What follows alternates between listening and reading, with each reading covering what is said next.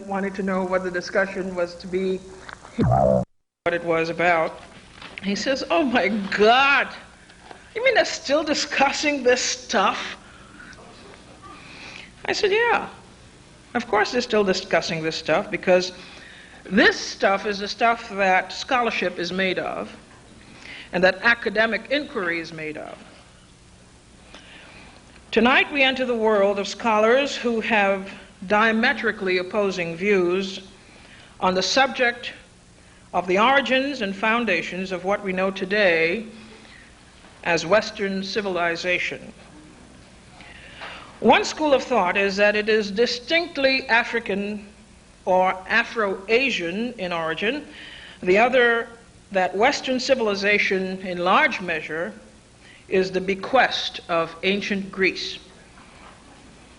Make no mistake, this is not a mere difference of opinion in the ivory tower.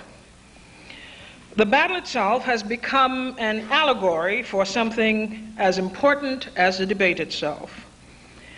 Academic insurgents have breached the ramparts of the Academy's high priesthood, and the battle is as much for the authority to write history and for how to write history. Our task tonight is to ferret out the truth insofar as we can discern it, but more importantly, to question and challenge. And we have four incredible people with us tonight, and I'd like to introduce them to you and have them come to the stage as they're introduced. Already on stage is Professor John Henrik Clarke.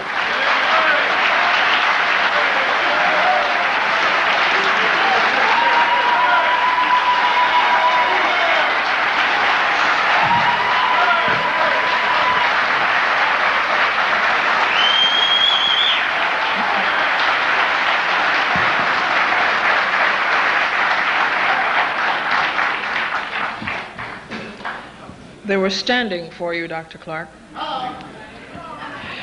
Teacher, historian, writer, lecturer, John Henrik Clarke is a unique resource and a special institution in the African world.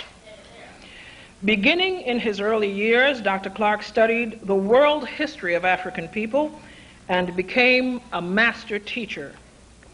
He has authored and or edited more than 30 books, short stories, and pamphlets on African and African American history, and is Distinguished Professor Emeritus of African World History in the Department of Africana and Puerto Rican Studies at Hunter College. Professor John Henrik Clarke. I'd like to ask to the stage Dr. Martin Bernal.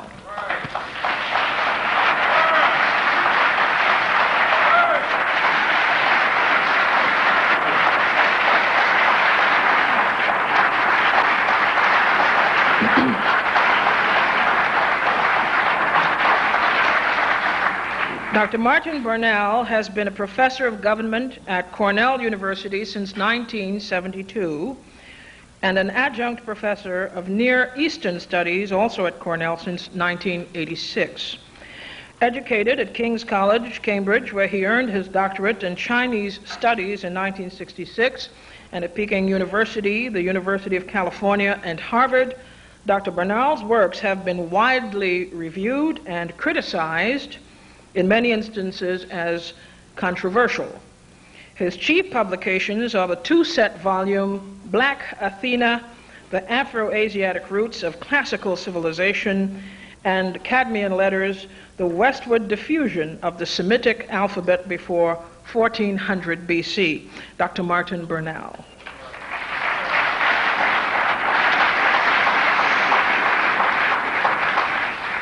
I invite to the stage Professor Mary Lefkowitz.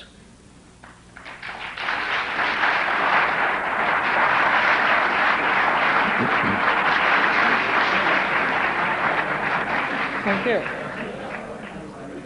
Nice to meet you. Thank you. You can sit right here. Mary Lefkowitz is Andrew Mellon Professor in the Humanities at Wellesley College.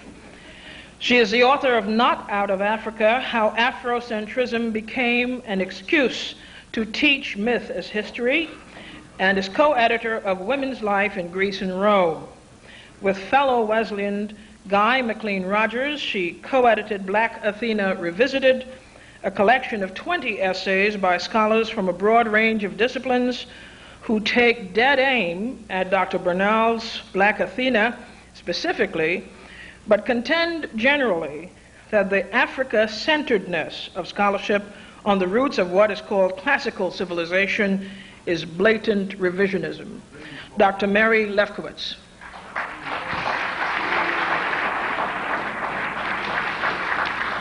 I invite to the stage Professor Guy McLean Rogers.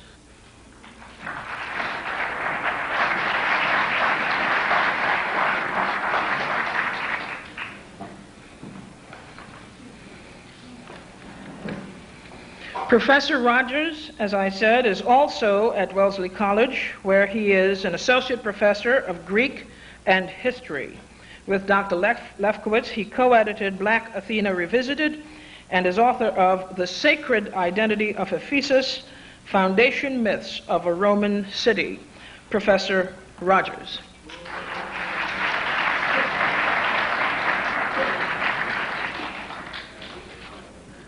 So here we have a rather distinguished panel, and I would like them first to begin with their conclusions.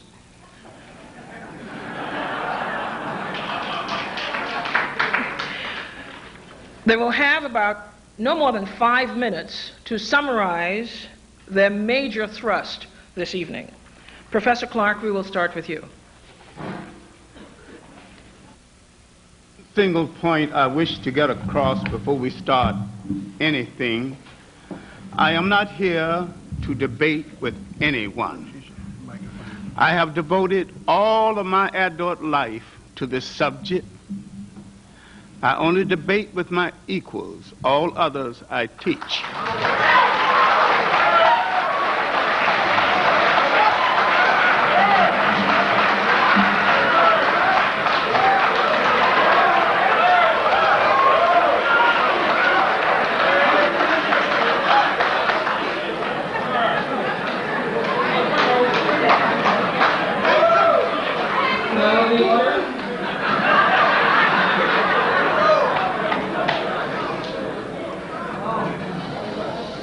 Shall we continue or what? I'm not clear now. Go ahead, Dr. Clarke. You, Trees? Go ahead, Dr. Clarke. Broadly speaking, honestly speaking, the book, Not Out of Africa, a good sophomore effort, is not really about Not Out of Africa. Last year it was the bell curve. This year it's Not Out of Africa. Next year it'll be something else. This is part of a world war against the role of African people in the history of the world. If we began history, began mankind, how is it that the last branch of the human race to enter that arena, marked civilization, now think they brought civilization? Now, it is part of a war over and above Professor Lefkowitz's book and over and above her political naivete. Her naivete is about what is happening in the Western world. There was a recent book called The Tribes. It diagrammed every people, major people on the earth, searching for a piece of turf for themselves. It left out the African people because the other people, including Asian imperialists, have plans to take over Africa. There have been several articles in the New York Times advocating the recolonization of Africa. This book and other literature of this nature means to prepare the world to accept a rationalization for the re-enslavement of Africa. Now, and when you deal with the black endorsers of the book, running dogs of the new imperialism, professional white behind kissers, and as Carlos Cook used to say, a disgrace to the skin they wear. These people, if I be so kind to call them that, are running from themselves and teaching us a lesson that we should have learned long ago. Sometimes white wannabes are more dangerous than whites. And sometimes they'll fight you harder to be accepted by whites. They are running from their own people and running from definition. Now, what we need to look at now is how Professor Lefkowitz neglected the white writers through history, the radical European writers who wrote positively of Africa and who identified the relationship of Africa to the ancient Greece. Now, if given time, and I probably won't be given it this evening, I can prove to you with your satisfaction, if you are listening, that Rome and Greece was not European creations. These were Mediterranean-inspired nations and couldn't be created by Europe because at the time there was no Europe. Huh? Huh? All right. Thank you very much. Shall I take it?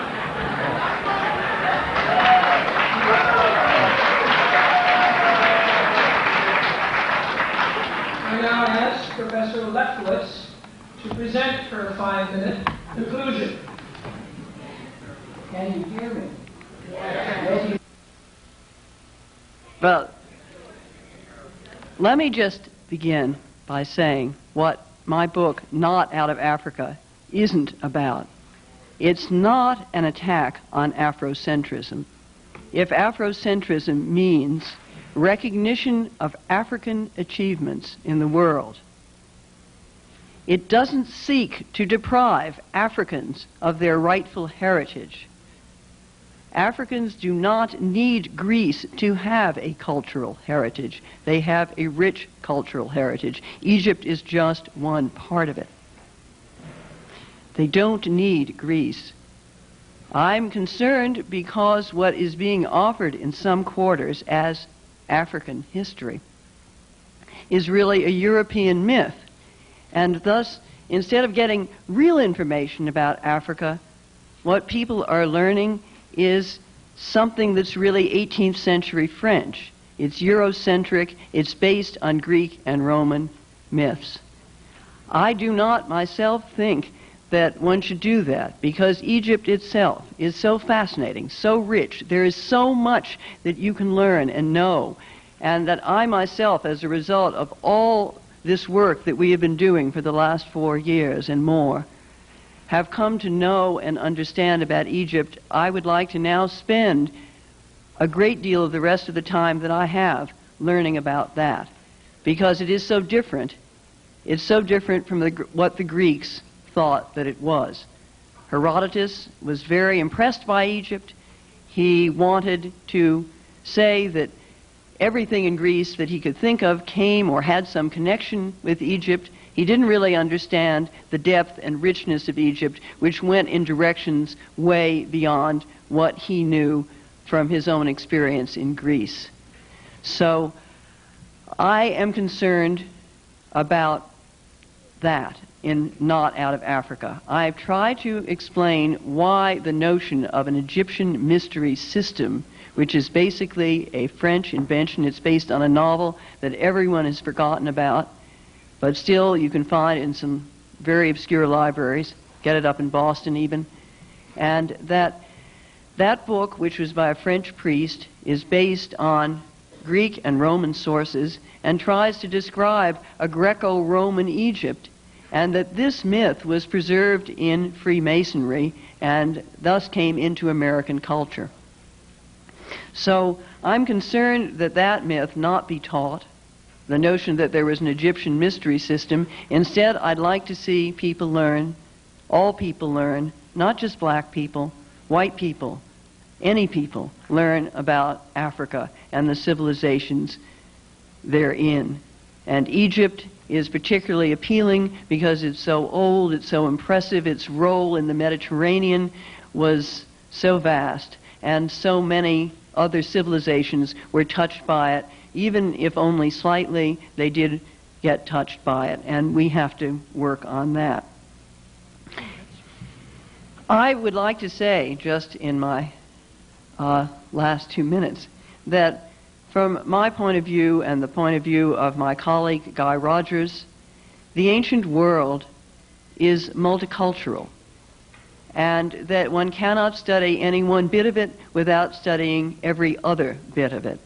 And the debate tonight, and I hope the debate will go on for many, many years because so many of us will learn from it, that debate should investigate the degree and extent of those links.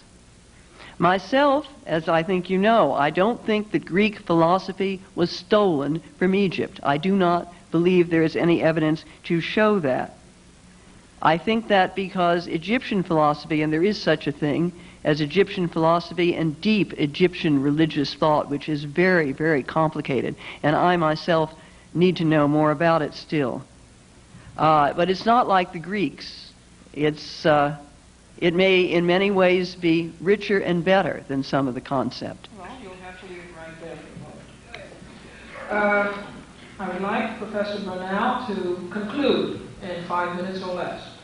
Well, can people hear me?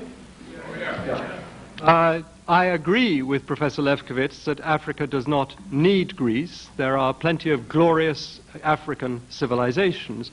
It's just that it happens to have Greece, or to have influenced Greece to a significant thing. This is not an issue of politics, it's an issue of history, the way things were.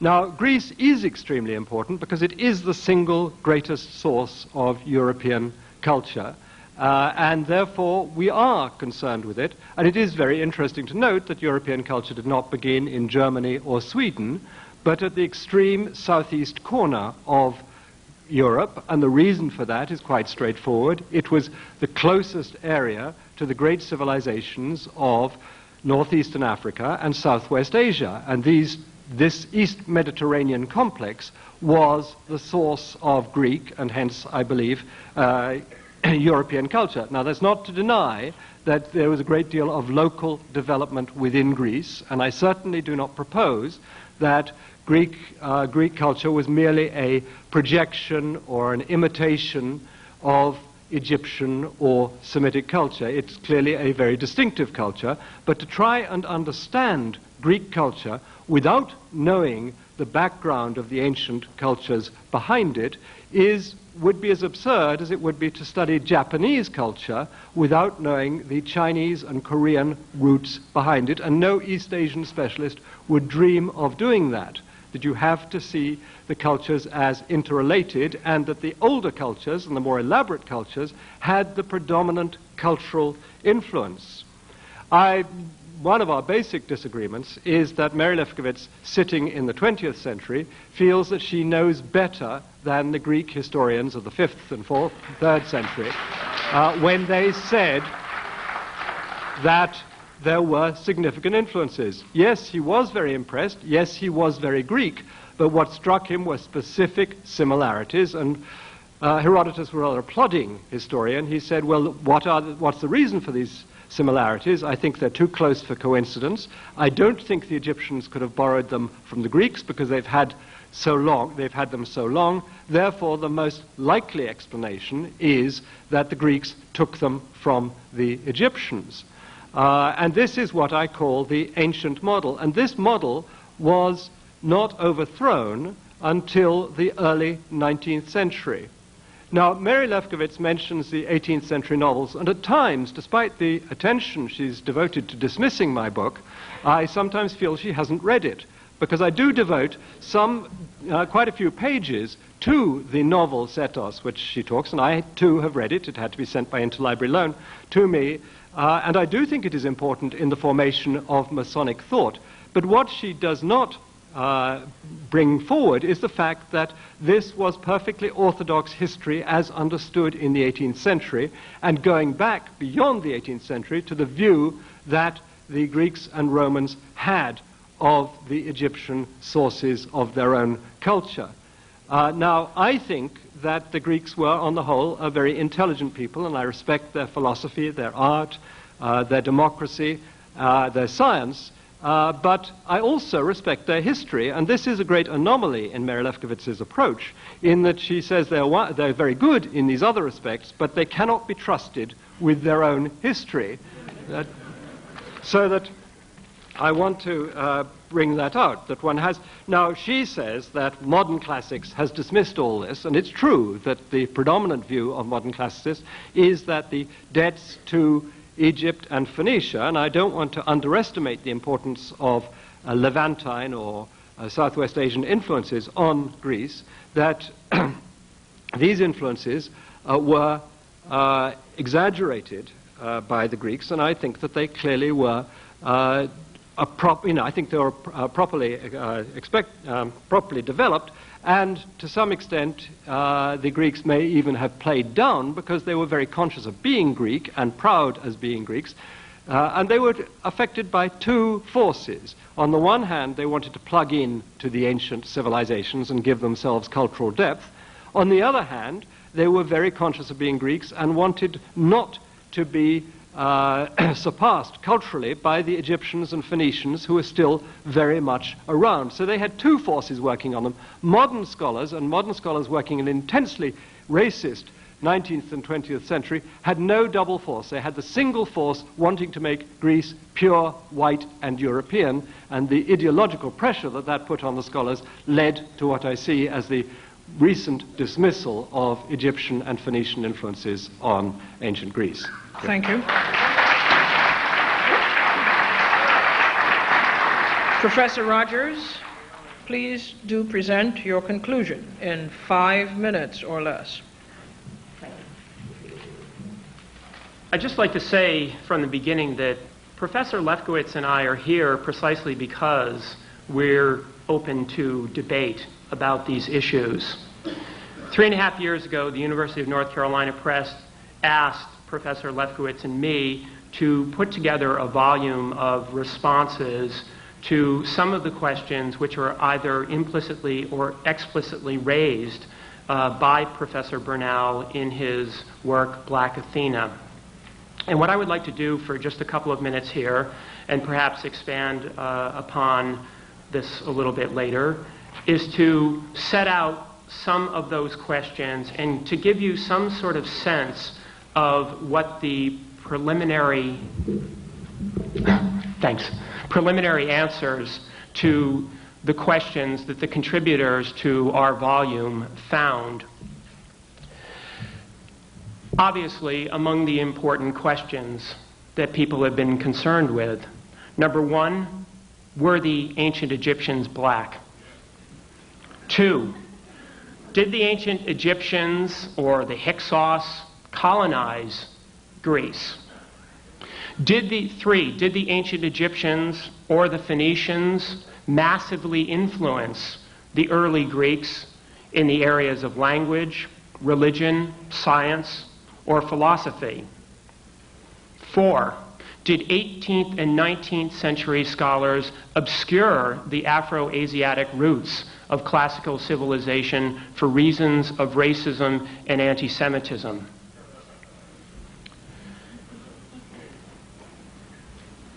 Let me give you some sense of our conclusions. Number one, the scholars who have looked carefully at the first question have concluded that the attempt to fit the ancient Egyptians into a modernizing category of either black or white do so from a perspective which lacks both historical and biological justification.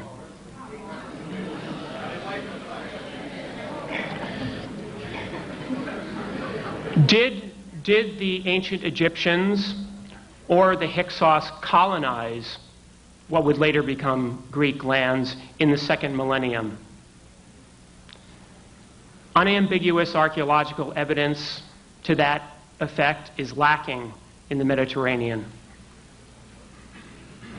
Did the ancient Egyptians and the Phoenicians massively influence the Greeks in the areas that I outlined? There is no doubt, and no one has denied for at least 50 years that I know of, that there was Egyptian influence on early Greek culture in several different areas. In areas, actually, that curiously Professor Bernal skips over, like art and architecture. The real scholarly question is, can that influence be described as massive in the sense that Professor Bernal means? And the conclusion, which scholars from many different subdisciplines, and not just classicists, but Egyptologists, Semiticists, and African historians have reached, is that the case cannot be made for a massive influence. Furthermore, students of the ancient world propose a very different model of interaction among the cultures of the ancient world in the time period that we're discussing. Instead of seeing a one-way street leading from Egypt to Greece, scholars now are shaping a model which includes many two-lane highways going from Egypt to Greece, going from Egypt to the Near East to West Asia, and back in the other direction as well.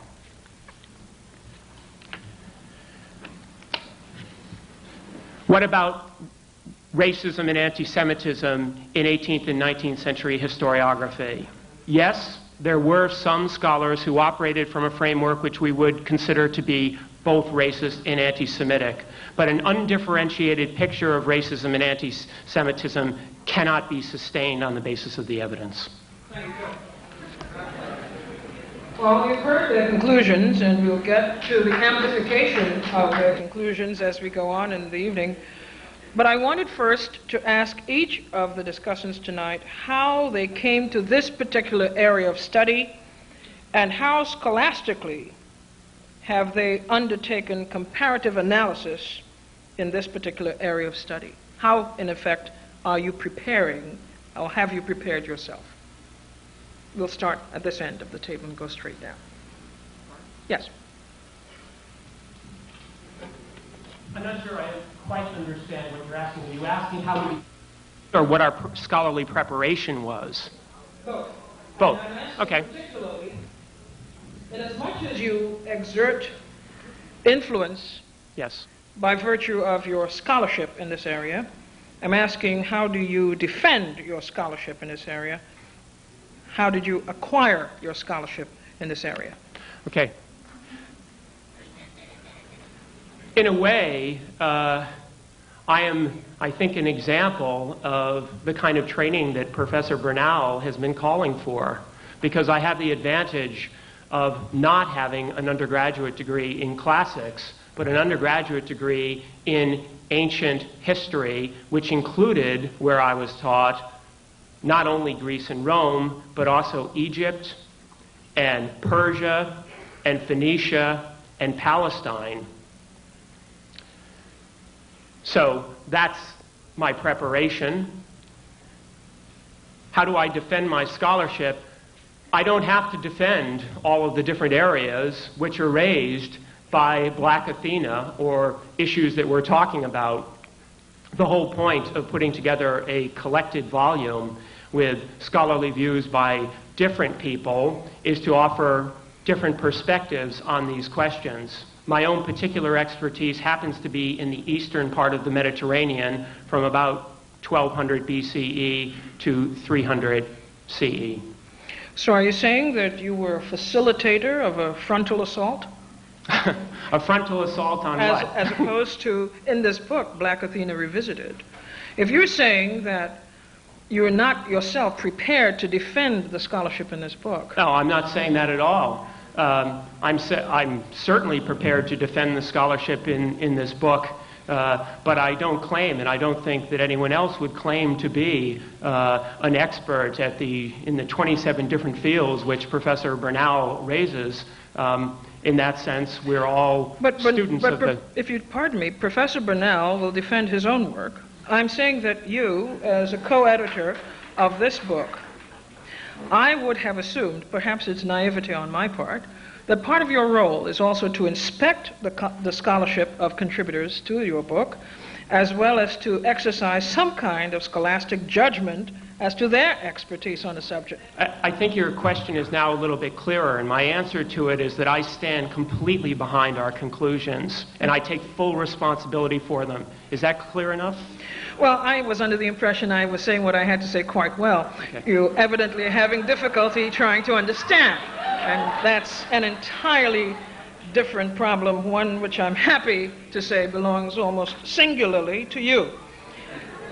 Professor Lefkowitz, how did you come by your scholarship in this area, and how do you defend your scholarship in this area?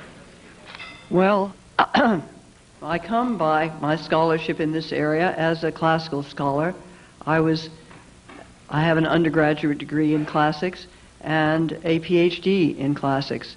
My work has been widely through the whole field of Greece and Rome. I became particularly interested in a neglected field. It was neglected entirely when I came to it, which was the study of women in the ancient world. Half of the women in Greece and Rome, and I think elsewhere in the ancient world as well, were simply, half the people were ignored.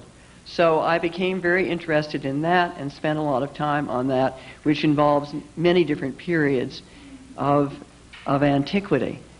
I got interested in this subject because I was asked to write a review for the New Republic magazine of Martin Bernal's 2 volumes, and at the same time I was asked to consider such influential and important books as George G.M. James's Stolen Legacy.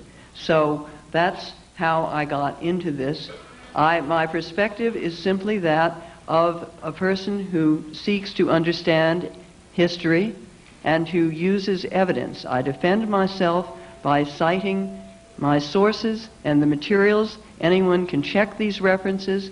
My goal is not to stifle discussion or to do anything I do not seek to indoctrinate. I have no agenda. Even though many may be imputed to me, I have none. You may say that, but how do you know what is in my mind? If I am a white person or a Jewish person, does that mean that someone has told me what to say or told me what to think? Professor Lefkowitz, have you been to Africa? No, I have not been to Africa. Have you? Have you studied in Africa? No, I have not studied in Africa. I never said I did. Can you tell me the African scholars to whom you have referred in your scholarship?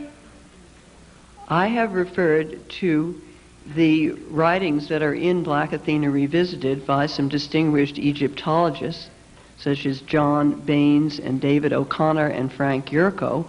I can only refer to those in detail. I have read many other things, but I do not pretend at any time to be a scholar of Africa and Egypt. I must rely on others for that, including Martin Bernal, whose work in spite of his suggestion, I read, and I know I could find the pages very easily on Terrasson that he mentions. And it is an example of the comprehensiveness of his work that he knows this obscure source. In writing as prolifically as you have on ancient Greece, have you been to Greece?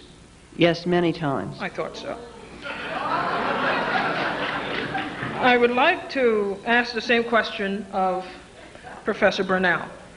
Well, my training was not in this area at all. It was in East Asia, Chinese, Japanese, and to some extent Vietnamese. And the one advantage of learning Chinese, in particular the Chinese writing system, is that it makes you somewhat less frightened of others.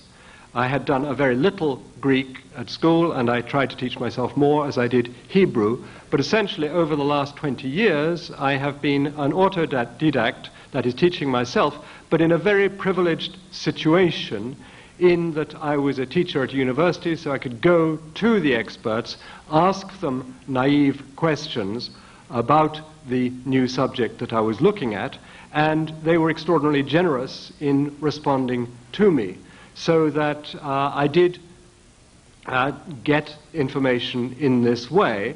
I was also given a very broad historical background by my father, who read me H.G. Wells's Outline of History over 6 years with various glosses, so that he gave me a sense that one could understand history, one could see things in larger contexts and sometimes even in global contexts, and that I found very useful and confidence building. But I always insisted, and I say this in the introduction to Volume 1, that I am trying to open doors for people who have more, or are better equipped in a specialized sense to go through, because there are many areas that I look at and touch on, but cannot follow through. So I wouldn't claim a deep expertise. Yes, I have been to Greece. Yes, I have been not only to Egypt, but to Tunisia, to Malawi, to Zambia, to Zimbabwe. So I have some experience of Africa. So I have that background, and I think that has helped me in my general approach. In your book, your 2 volumes, Professor Burnell, the Black Athena volumes, are you suggesting that you initiated much of this information, or are you picking up from where others have left off? Well, I mean, I start off looking at the ancient sources, the ancient Greek sources, their view of their own history, but I don't take them on face value. I then try to check, looking at archaeological, linguistic, cultic information from other sources. So I was using a multidisciplinary approach, and I am eclectic, and I've been accused of that. But I think in these areas where there's so little information that one cannot follow the rigor of pursuing one particular discipline, like linguistics or something like that, one has to look across the board. I was referring specifically to the scholarship of African scholars. Yes, I mean, although I must confess that I came to them rather late on in my study, and to some extent I found that I had reinvented the wheel. That there was a great deal of what I had laboriously tried to assemble for myself had been assembled, and this was very striking in the case of scholars like Du Bois or Sinclair Drake, but also many of Sheikh Anta Diop and others provided extraordinarily useful avenues for me to pursue. I wouldn't call myself an Afrocentrist, except to the extent that I believe that Africans and peoples of African descent have played many significant roles in world history, and that these have been systematically denied by European and North American scholars in the 19th and 20th century. I think that the degree of racism in our society can hardly be overestimated. We all have it, and it's very, very difficult to see past it. All right, thank you very much. Professor Clarke. I came to this subject before I was 10 as a Baptist Sunday school teacher. I wanted to teach junior class in Sunday school, so I learned to read very early. What baffled me from the beginning was the Bible itself.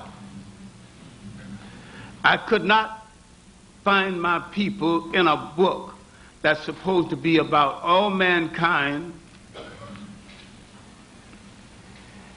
And what called my attention to the neglect of Africa was the Sunday school lessons with all those white angels. And when they said God is love, God is kind, God is no respect of kith or kin, I kept wondering, why didn't he let at least 1 or 2 little brown or black angels sneak into heaven? So I began to suggest that somebody else had tampered with God's book in favor of somebody else, and that the Bible to a great extent was a rationale for European domination, but had been used as such. Then, coming to, after leaving Georgia, after a white man that I've worked for, if he's alive today, he's a liberal with a capital L. His name was Gagsteiner. I asked him about some books on the African people in ancient history. And in the language of the South, he let me down slow. He spoke kindly. He said, John, I'm sorry that you came from a race that's made no history. But if you persevere, if you obey laws and study hard, you make history someday, and you personally might one day be a great Negro like Booker T. Washington. Booker T. Washington was the one thing whites approved of at that time.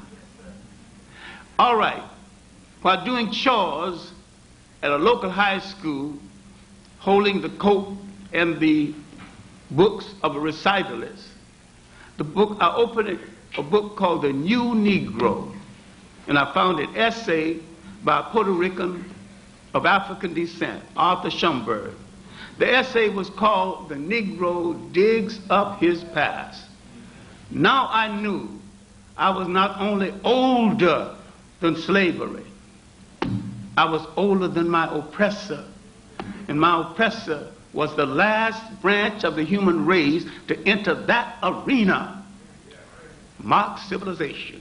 Don't get mad, get smart. Prove me wrong. Now, in the old Harlem History Club, under Willis and Huggins, long since dead, John Jackson, who died only a few years ago, and we had to take up a collection to bury him, Charles Seifert, J. Rogers, under all of these teachers pointing me to good material, and Arthur Schomburg telling me, go study the history of your masters. Study the people who took you out of history. Then you'll understand your history. I started on an old chestnut, recently mentioned, H.G. Wells' Outline of History. It is still worth reading. It is a good basic outline. His basic facts are in order. When he tells you about the Crusades, he's not off one iota. But his interpretation is basically Eurocentric to the point of being a prejudiced document. Now, I was reading these kinds of books. I was reading Spingarn's Decline of the West when I was 18 years old.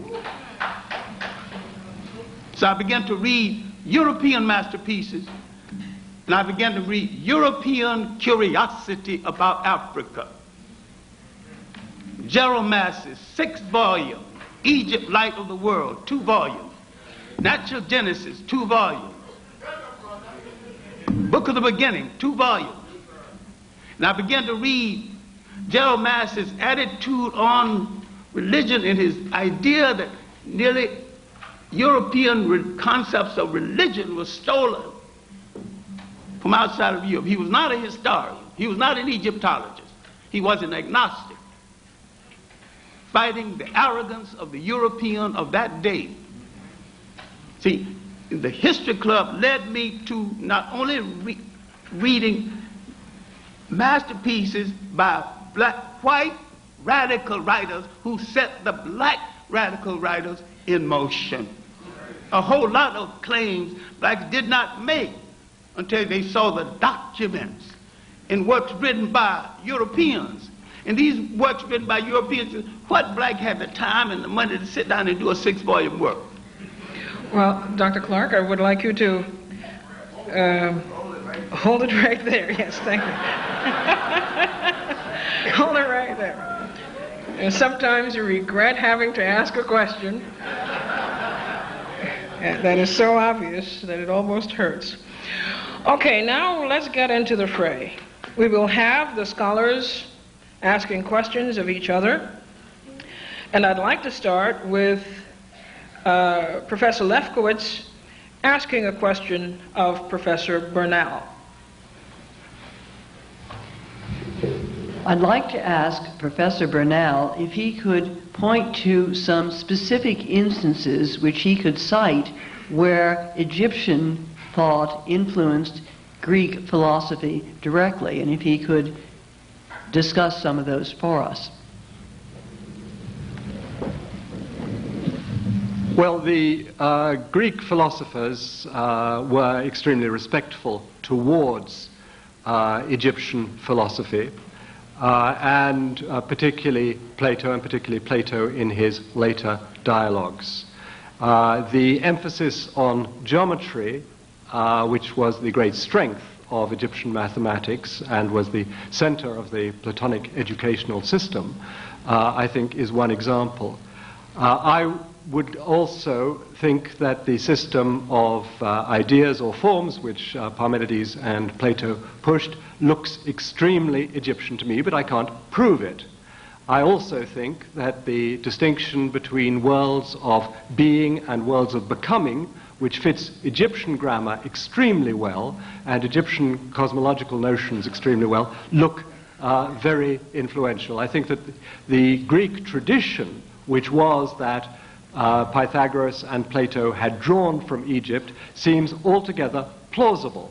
But what I insist, and here's our major methodological difference, is that I don't believe one can establish proof in these distant areas of history. One has to work on a system of probability, or what I call competitive plausibility. What is less unlikely than the other? Given the closeness of the two countries geographically, the contact that we know was taking place in the 6th and 5th century, when Greek philosophy began to be formed, the likelihood of contact is extremely high, and I think if anyone should have to prove anything, it should be those who would deny that there were significant Egyptian influences on Greek philosophy at this time, as the Greeks themselves associated the word philosophy with Egypt in their earliest references to it.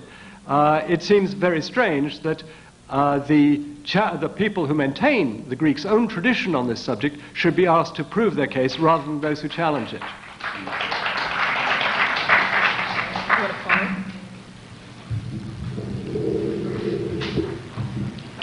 Well, I think those are some interesting ideas, and I would like to think very hard about them, but I think we must also think about the things that are very different and very, very confusing in the tradition, such as some of the things that are said about that Pythagoras learned in Egypt. He couldn't have learned there because they aren't Egyptian, particularly.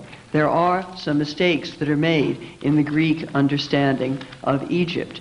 And one problem is, in thinking about this contiguity, very few Greeks could get to Egypt over a long period of time, say from the 10th century to the 7th century. Then there was a window of opportunity, but then again the Persians moved in, kept the Greeks from getting there in any great number, and really until the conquest of Egypt by Alexander. I hate to interrupt you, Professor Lefkowitz, but the idea here is to not just explain the question that you yourself have asked, but to follow through based on the response you got.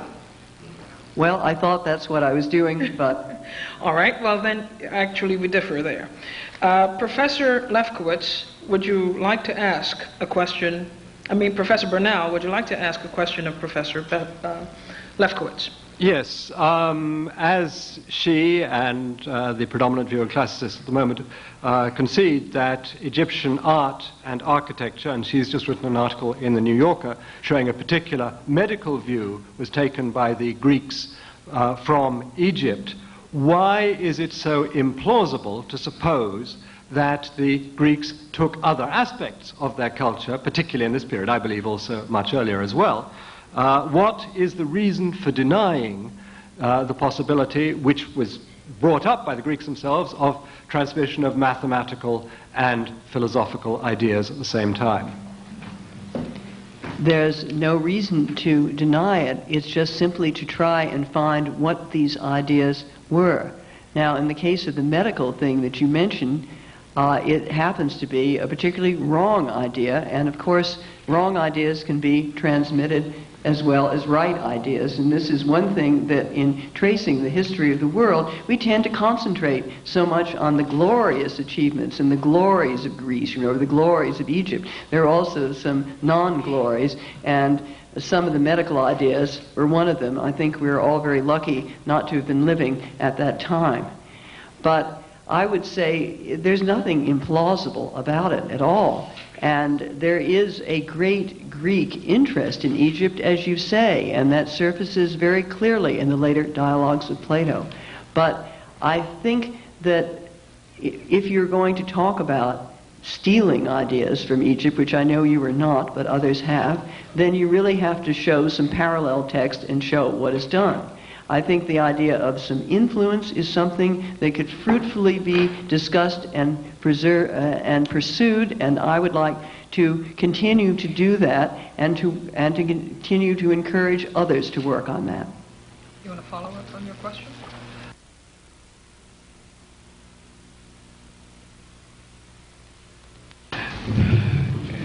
You get to ask Professor Clarke a question.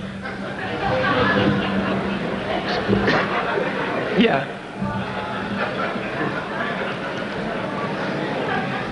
I hardly know where to begin.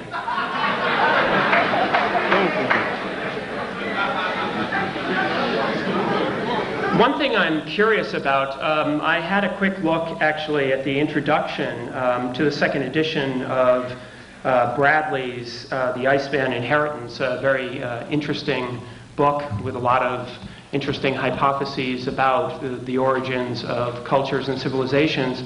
Professor Clarke wrote an introduction to the second edition to it, in which he stated that the first show of European literary intelligence surfaced around 1250 BCE with the publication of two books of folklore, the Odyssey and the Iliad. And that struck me as somewhat curious because, in fact, as far as most scholars seem to be able to tell, the Iliad and the Odyssey were composed actually orally and didn't reach a literary form, if you mean by that a written form, until probably the 6th century BCE in Athens. There are obviously texts from Mycenae and Crete and elsewhere with real Greek in a literary form from before 1250, in fact, going back probably to 1600 or so. But this has significant implications for the idea, which some scholars have put forth, that Egyptian language was deeply influential on the first form of Greek that we have, that is the Linear B tablets. So I'm awaiting the question. That is my question. Professor Clarke has stated that this is the first form of literary intelligence that surfaced around 1250, and in fact it did not, and I'm curious how he is maintaining that. All right. It is the first book, and it's a book of folklore, and we really don't know whether Homer wrote it or whether Homer was man or woman. It's the first book to become known, basic to the West, in a form that we could study and conjecture about, and it emerged at the time Europe was beginning to show some intellectual maturity. And if you deal with this, you have to deal with what Professor Lefkowitz accused me of, not paying attention to historical chronology. And if she read any of my texts, any of my numerous guides and curriculars and lecture notes, you know that I'm a specialist on chronology. I know that one comes first and two comes second. But what I was trying to get across is that in the 8th century to the 12th century saw the intellectual emergence of Europe at a time Egypt was in its 23rd dynasty and dying after nearly 10,000 years of some forms of organized society. Europe intellectually was just being born. And I further maintain that Europe in general had nothing to do with the creation of Rome and Greece, and yet the challenge of Rome and Greece created Europe, because they were scattered tribes, and the challenge of Rome and Greece brought them together, and they became a people strong enough to create a state. If anybody got any information to the contrary, state the information to the contrary. I maintain that there was no Europe. You're giving Europe credit for things that happened before the first European war. Shoe or lived in a house that had a window. And I'm saying that you have not read, not just Massey, Joe Massey, and his European disciple, Churchward, Signs and Symbols of Primordial Man, the Origins of Religions, and his extensive work on Freemasonry. You've not read the American disciple of Massey, Alvin Boyd Kuhn, is Who is This King of Glory, one of the best written books on the Christ story, when he proves that the basis of European spirituality was taken directly from Africa. Professor Rogers, would you like to follow on your question? I mean, no one is actually maintaining that literary Greek culture pre-existed any number of Near Eastern cultures. Again, I find it a bit curious. I don't accept Egypt as Near East. I accept Egypt as physically part of Africa, created by the Africans from the South. Even if I concede or admit or agree with you that Egypt is part of Africa, what I'm about to say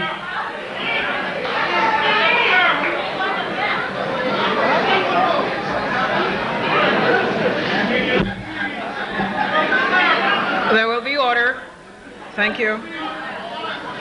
There will be order. Thank you very much. Do I detect some disagreement? Yeah. My point was going to be that the most recent scholarship about the genesis of those two oral epics, the Iliad and the Odyssey, points in fact in another direction to influence, and that is in fact the Hittite Empire, whose documents we can read very easily, and there may well be independent confirmation of the historicity of some form of a Trojan War in those documents. And so what I'm really asking is, why is it that we're just really looking in one direction when we're talking about the origins of Greek civilization? Professor Clarke? When Alexander entered Egypt, he wrote home to his mother and said that he at last reached the land where the Greek gods began, Apollo and Zeus. And he wanted to consult one of the great African teachers of oracles. And the oracle asked, how old is this man? He said, 32. They said, in 20 years, maybe he'll be wise enough to ask me a question that I care to answer.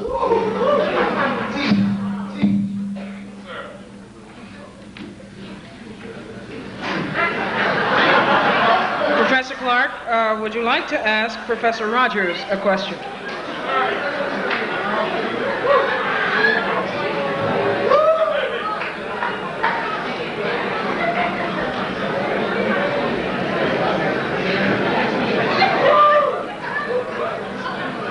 All right, we are waiting. Professor Clarke? Yes. It is your turn to ask Professor Rogers a question. My main concern is that they seem to have equated the civilizations of the Tigris and the Euphrates with the civilization of the Nile.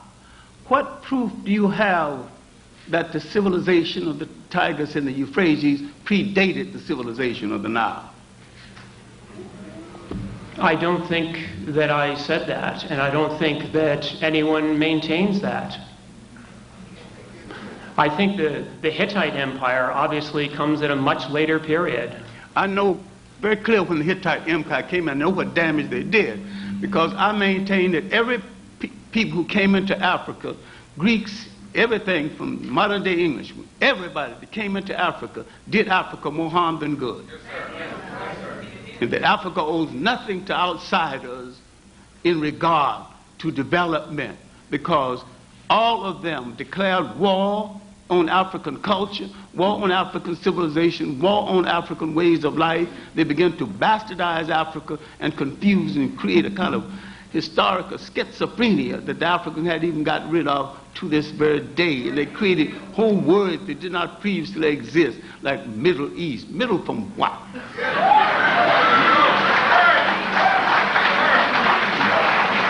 In round two, we will continue. Professor Clarke, you will ask the first question in round two of Professor Mary Lefkowitz. Well, Professor Lefkowitz, at your own admission, you encountered J.A. Rogers 4 or 5 years ago. J.A. Rogers didn't say he was a historian. He was a searcher trying to find the role of the African personality in world history. He worked over 50 years of his life, gave his service, died broke. What gives you the audacity to think that you can dismiss Rogers out of hand, and what gave you the maturity to think that you can judge a writer like Sheikh Anta Diop, the finest historical writer we have produced in the 20th century? Sir, deal with that.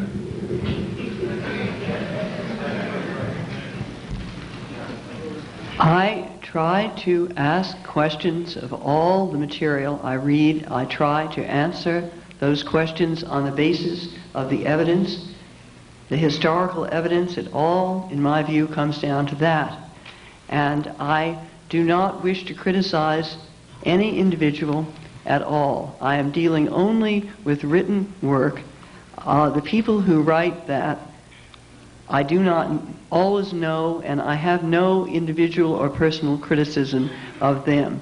This is the way scholars, I'm sure, as you know, proceed, and that is simply what I did. In my book, I will leave it to everyone who reads the book to judge what I did. Professor Clarke? I think you have emphasized too much the word black, and we made the same mistake. Black tells you how you look, but it don't tell you who you are. The proper name of a people must always relate to land, history, and culture. I did not say Cleopatra was black. I quoted someone else who inferred that. My defense of Cleopatra is not on her blackness, but on no matter whatever she was. She was born in Africa. Her manipulation of Mark Antony and Caesar kept the worst aspect of Roman rule from the backs of Africa. I defend her as an African nationalist. And that's a good defense. And no matter what she did with her wares in and out of bed, there's a whole lot of people got less for it. Professor Lefkowitz, you may ask a question of Professor Clarke.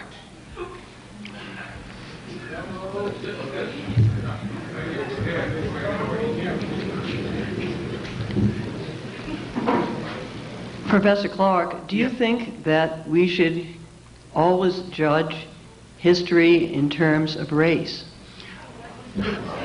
Look,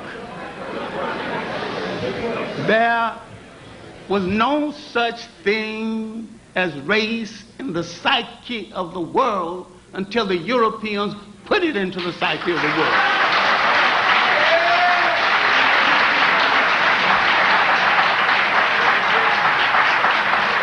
The Africans knew nothing about race and didn't think they belonged to anything called a race. And when the Africans saw the Europeans, because they have a traditional hospitality to strangers, they didn't fight them, they didn't kill, they were curious about them. And with the African explorers, especially Mungo Park, went into Africa, nobody hurt him, nobody shot at him, nobody shot any arrows at him. The Europeans went in peacefully, but the Africans heard that Mungo Park was a pork eater. Most people don't know it, but Africans were not great pork eaters, and are not great pork eaters today. Pork was a meat you ate in certain ceremonies, certain times a year. But we were not great pork eaters before we came to the United States, or were forced to the United States.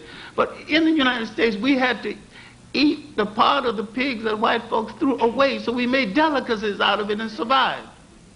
I had this argument with Malcolm X. I said, if it wasn't for the black woman making delicacies out of pig feet, pig heels, guts, chitlins, you and I would be here arguing the point. I'm afraid that you're not only a delinquent in African history, you're delinquent in African folklore. So much of our history is tied up with our folklore, but Europe has introduced words that didn't exist in anyone's vocabulary before. No one ever thought of anybody being inferior or superior. Intelligent people don't even devote. A human being can't fall into that category. And nobody had the extensive problems the Europeans had with women, because in the period of feudalism in Europe that lasted over 1,000 years, the white woman in Europe was a vassal. But the African woman has never been a vassal in that sense.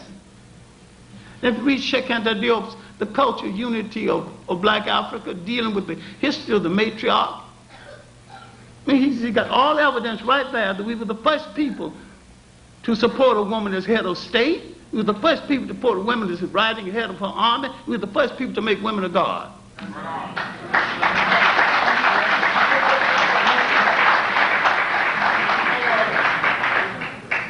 I'd like to ask Dr. Bernal to ask of Dr. Rogers a question. I agree. I haven't read Black Athena Revisited. I haven't yet received my copy. But I do know who the contributors are, and I have read the reviews they wrote, and these reviews, I'm told, are very similar to the ones that originally appeared. So the title Revisited is slightly misleading, because these were immediate responses in the heat of polemic. Now, I have no doubt that the conclusions he summarized are the conclusions found in the book, but I'm not sure whether they're the result of an impartial selection, because having read most of the reviews, not all the reviews of my work, I find a pretty systematic selection for Black Athena Revisited from the hostile ones, and other ones which were more balanced or more friendly to me have been in fact, completely systematically not requested, or if requested, refused. And these include the three experts on Egyptian-Greek relations, not Egyptologists, not Hellenists, but specialists in the interrelations between the two cultures.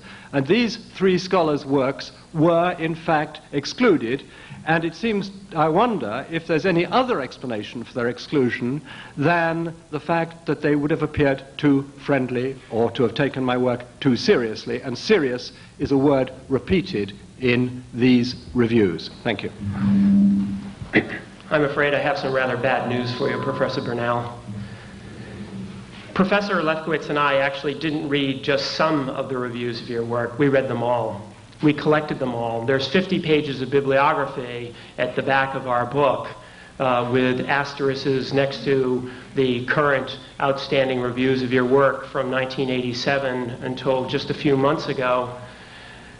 As for the selection process of the essays that went into it, I have to say to you that we in fact do believe that we have given a representative sample, and here's where the really bad news is.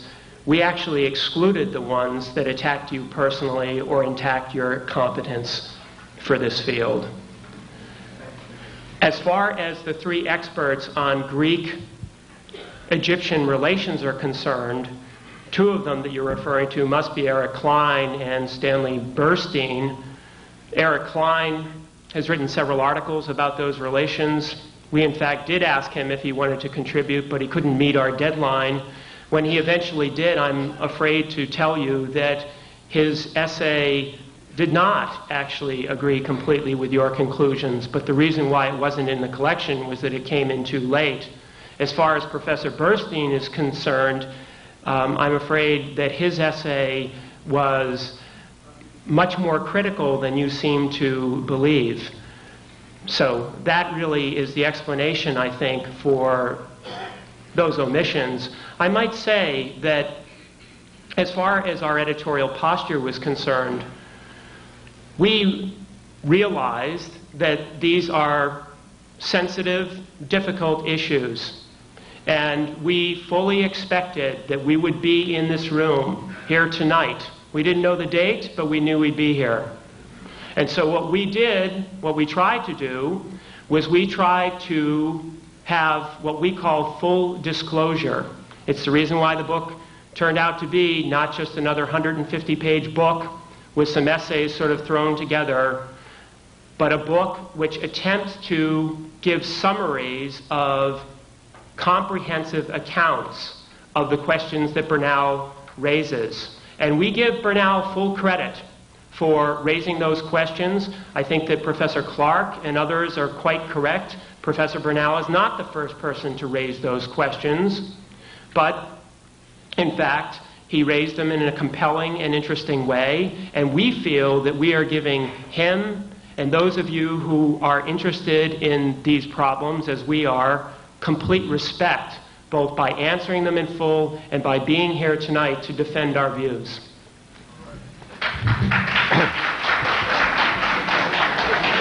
I want to just, if I might... Can I come back? Yes, please do. I'm sorry. I don't expect any scholar to agree with me entirely, and what I found with the reviews he said is that they did not agree with all I said, but they took what I said seriously, and they did agree with some significant things. I don't want total praise, and I'm sure they're right that the predominant reaction from the disciplines which I am challenging is hostile. I don't question that for the moment. But the selection does include, I'm told, personal attacks on me as being a baby and various other things. So I don't think they've been quite so scrupulous as far as that is concerned. I'm also intrigued because one person who had attended the meeting, the party given for the contributors to the book, which of course I was told nothing about, described it as a lynch mob.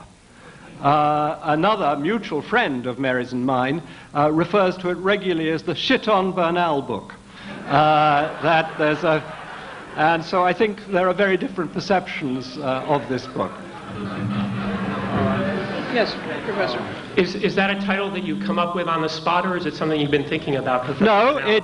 it's a title that a mutual friend of Mary's and mine uses regularly. He's a colleague at Cornell. It's not, I wouldn't have thought that up. I think that if you look carefully, and I'm sorry that you haven't had an opportunity to work through the book carefully yet, I think when you do, you will see that there are not very many ad hominem attacks in it, although I find your defensiveness about that somewhat curious, since in Black Athena, volumes 1 and 2, part of your methodology has involved actually contextualizing people and talking about their family relations, their own personal backgrounds. And so I'm a little bit puzzled by that kind of response. I have no objection to people attacking me personally. What I would like to see is a all-round collection, and I think that as I live by the sword of a sociology of knowledge, I must be prepared to die by it. I think that people will see in 20 years where I'm coming from or what my personal problems or axes were. And I think that's part of the story of the book, but I think there's also the substance of the book.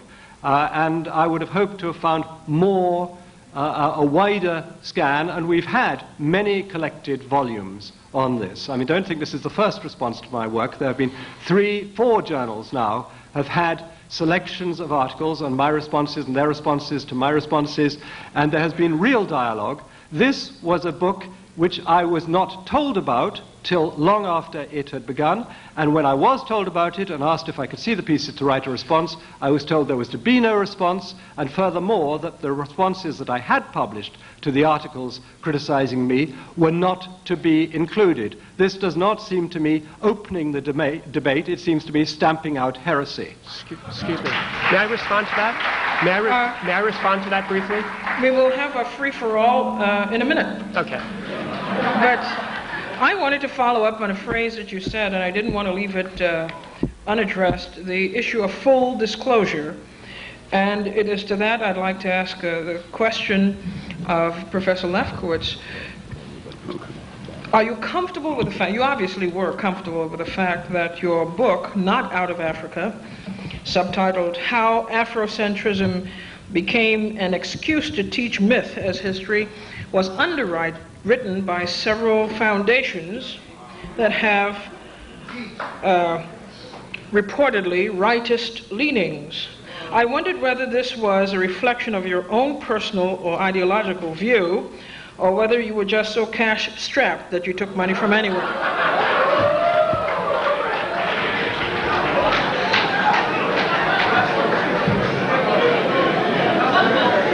No one tells me what to think, and no one tells me what to say except me, and the main financing of this book was out of my own pocket. But surely you can appreciate the color of accepting funds from foundations that do not enjoy wide acclaim and receptivity. And I thought that maybe there was some concern on your part, in as much as you were interested in integrity, scholastic integrity and all, that you might have foregone the grants in the interest of academic and scholarly integrity. If they had asked of me to do anything, I would not have accepted these grants. They did not do that. Therefore, the grants did not go to me. They went to Wellesley College, which had no objection to taking the money. But still, the question remains. You have a duty, do you not, inasmuch as you are preparing work, the aim of which is to overturn the revisionism, you say, that is going on in black studies, particularly in African studies, this whole battle that you have been dealing with in terms of Afrocentricity. Do you not, regardless of where Wellesley chose to accept money from, do you not, as a scholar, have an obligation to discern where this money is coming from, to see whether the source is compatible with your own views as a scholar? I did not see anything in the conditions of the grant that inhibited what I did and what I meant to do or say or think. I believe that I acted with perfect integrity. Now, you may disagree with that, and you may disagree with the aims of those foundations and other foundations, and that is what we do in a free country. Until they are outlawed, I don't see what else can be done. Well, let me ask you the question perhaps more directly. Had there been, say, a foundation to wipe out scholarship of any sort, if such a foundation were to have given money to Wellesley College, would you have found it equally acceptable to take money from such a foundation to further your work? I don't know what foundation you're talking about. This seems to be a It was a totally hypothetical unnecessary- question. It's totally hypothetical. I don't know what you're trying to force me to say or to compel me into what understand. corner you're I'm tending not, to put me. I'm If you not want forcing, to go ahead and attack me, do. I'm not That's forcing fine. you to You're, say anything, be my Professor guest. Lefkowitz. I'm just trying to elicit a cogent response from you. Well, you be the judge of my response. All right. Okay, in this last round, before we get to questions, and we will get to questions, but let me warn you, you ought to have questions that are questions, not lectures, and that are straight to the point. In this round, it will be a free-for-all in which all of the discussants are permitted to ask questions of each other and to chime in responses whether they are asked the question directly or not. Will we have time to sum up afterwards? Yes, you certainly will. You treat. I think we should. All right. I just wanted Professor Lefkowitz to know some basic information about the concept of Afrocentricity. There's a lot of people who believe in the African awakening and discovering of their history and their culture who do not accept the word Afrocentricity because it's a compromise with the word Africa. It's either African centricity or it's nothing. That's right. And if she attacks Afrocentricity as the teacher of myth, have she attacked the nonsense about Columbus discovering America?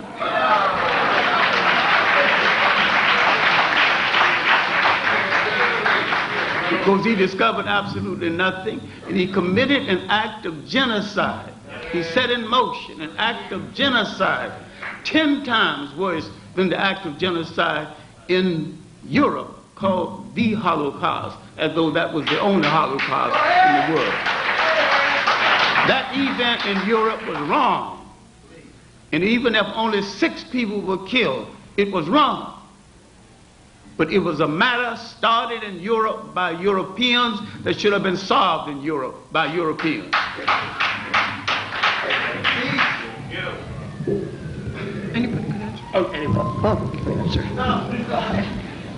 I'm sure that you're aware, as we are, that there is a spectrum of Afro and African-centric views. I'm a little bit curious what you think then of the work of Asante, who, as far as I know, does call himself an Afrocentrist. Are you saying that Professor Asante's work actually is flawed conceptually? I'm saying that all work under the guise of Afrocentrist is not perfect, but it is an earnest effort to restore Africa to a proper commentary in human history. I think Professor Asante's work is written too fast, and that some things he hadn't checked out as well as he need to, and I think too many times Afrocentricity becomes a personality cult, but that don't mean that I'm against African people discovering their history, their literature, their place in the political science of the world. That don't mean that I have not played a role in encouraging people to write about Africans in all the societies of the world. See, your talk keeps telling me what you have not read.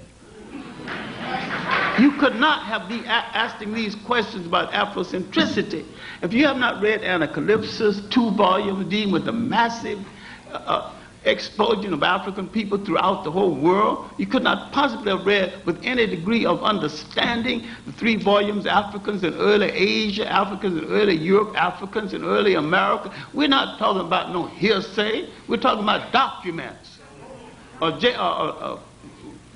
Professor Joseph Harris's book dealing with the global dimensions of the African diaspora. I don't know, I mean, you keep telling me, you keep confessing your ignorance with your questions. You have not read, I'm telling you, before Afrocentricity, radical Europeans had pioneered in this work. Now, I haven't even mentioned the radical black writers that you probably have not read. Now, if you read Chancellor Williams' chapter 2 in the book, Destruction of Black Civilization, read that chapter 2 called Egypt, Ethiopia's oldest daughter. And it deals with the southern African origins of Egypt. If you read a book called Nubia, corridor to Africa. Once more you got it. Also you got the early Arab slave trade. I keep saying nobody came into Africa to do African people any good. After the Romans had disgraced themselves trying to be early Christians, the Africans thought that by accepting Islam, they could get the Romans off of their back. They were right. They did get the Romans off their back. But the Arabs replaced the Romans on their back, and the Arabs are still on their back.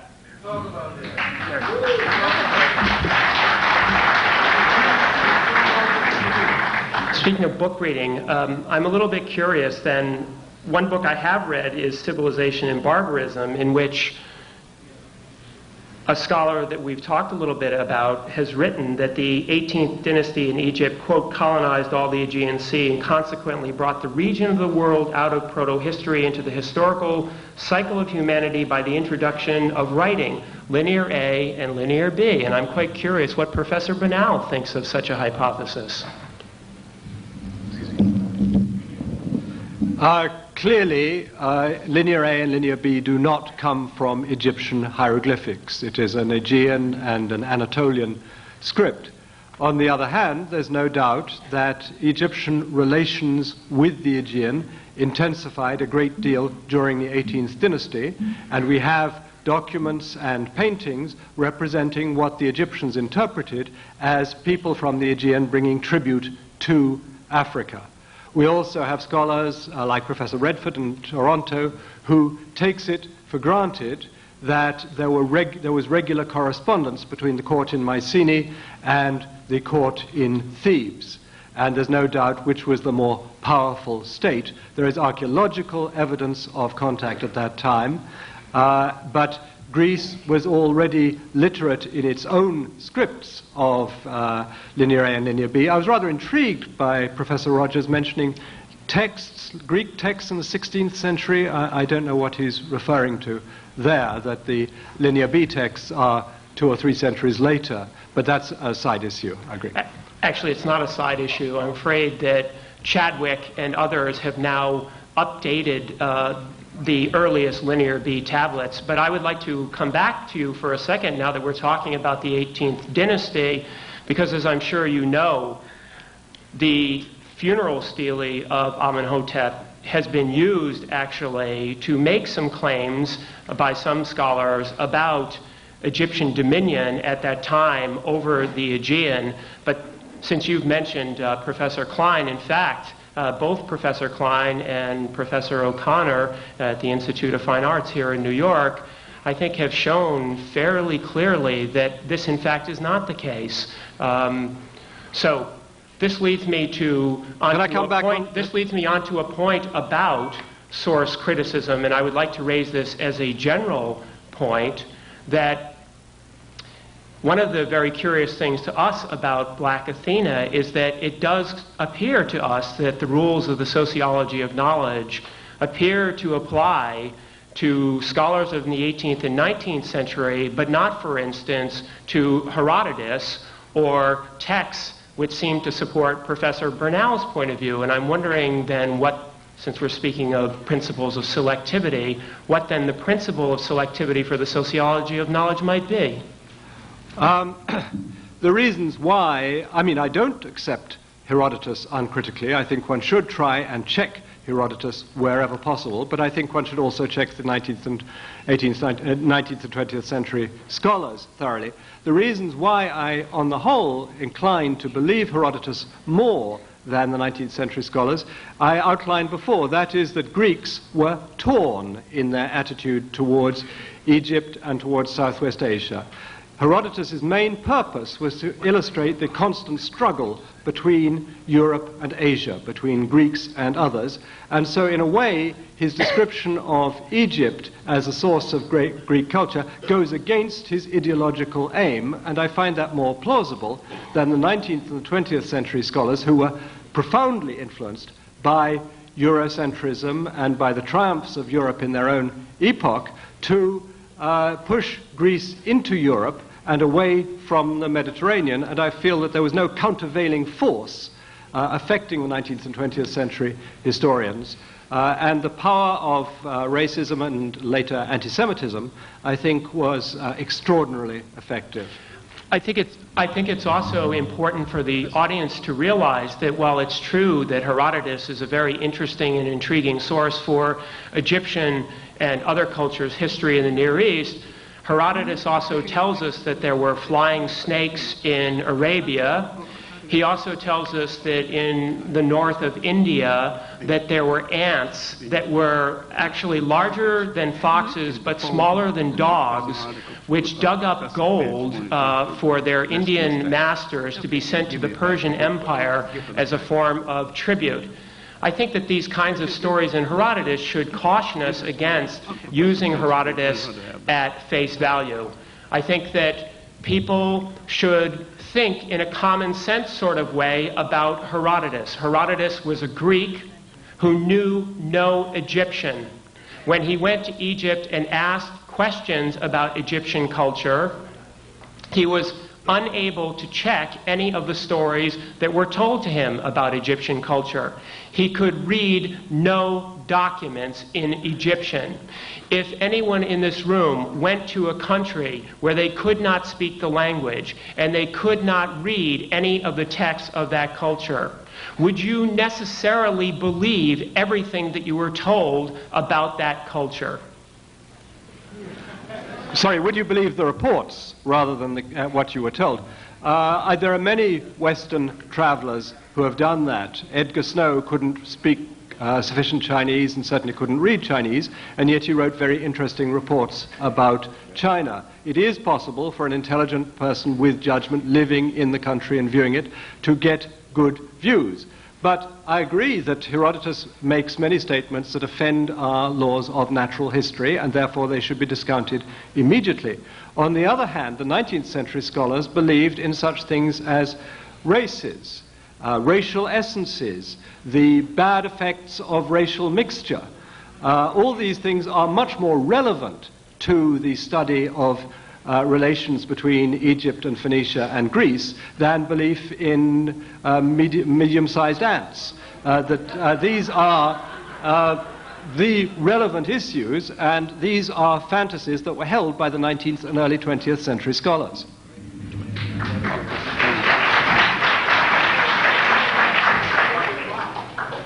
I'm surprised that no one mentioned the book When Egypt Ruled the East by Keith Seeley. What you call Western Asia, what is Western Asia, mistakenly called the Middle East, was an extension of Africa itself.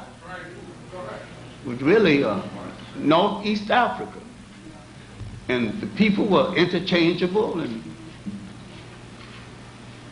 we seem to have neglected this very important aspect of. Then, in looking at Herodotus, Herodotus was no fool. Herodotus was a good reporter. When you told him something he didn't believe, he said he didn't believe it. But he said the tint of the complexion of the Ethiopians and the Egyptians seemed to be the same. So let us at least concede, that's not an analysis now, that's an observation. Let us concede that Herodotus at least had good eyesight.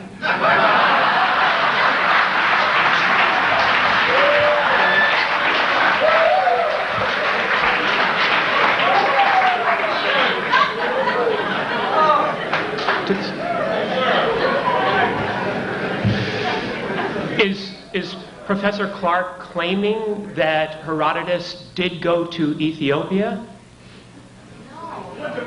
He encountered Ethiopians as well as Egyptians. The people, we misuse the word Egyptian anyway. That's a Greek word, and the Africans never call that country Egypt.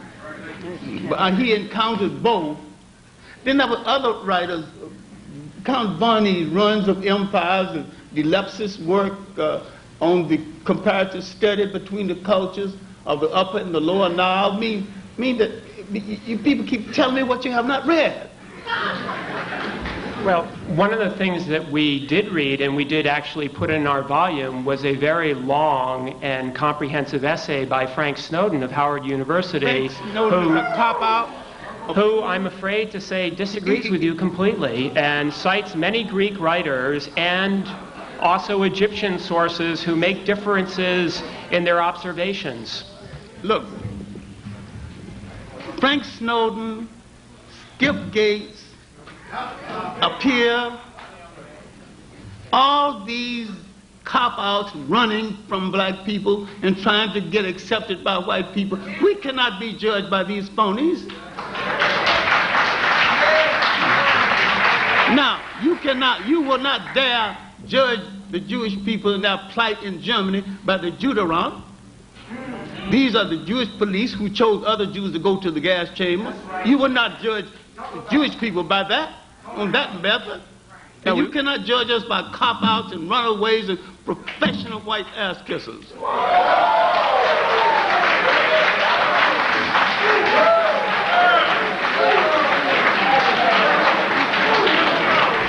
Let me answer. Excuse me. Yes. You're quite right. I don't make judgments upon people based on those kinds of slanders. I judge their evidence. But the question arose early in this conversation, Professor Rogers. How prepared are you to be a judge? That was the initial question that I asked you. If you're saying that you're basing a conclusion on the writings of someone without yourself being able independently to assess the validity of what they say, I'm not so sure that you are well equipped to judge. I am judging based on the evidence, and I think in discussing Herodotus, I've given some very, very good examples of my familiarity with that text, and I really haven't had responses which show very much familiarity with the details of Herodotus' text and his observations, I'm afraid. You've conducted, how long have you been, I hate to say this, but how long have you been in this storm? Sorry. 5 years? Sorry. In this area of study? I think I mentioned at the beginning that my undergraduate training was specifically in Near Eastern ancient history, so that's about 20 years ago at this point. My undergraduate training is in economics, but I will not exactly say that I would go up against a real economist. It still is a BA degree, after all. Well, my PhD is actually in classics and ancient history, and I'm curious, now that we're raising the question of qualifications, and you're asking me about judging those texts, whether in fact you do read Greek. Yes. Then,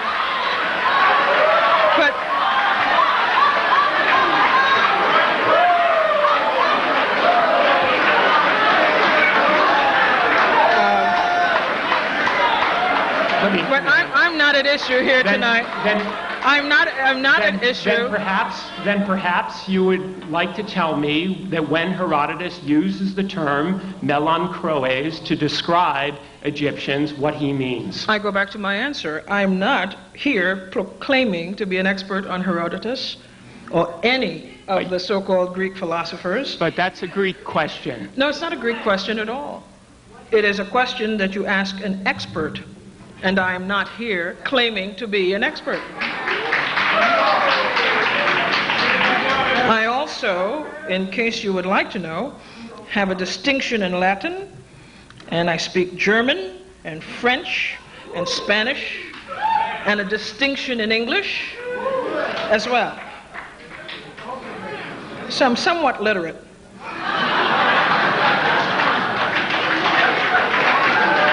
I'm concerned, though, that so far I've been hearing bits and pieces of the discussion in specificity.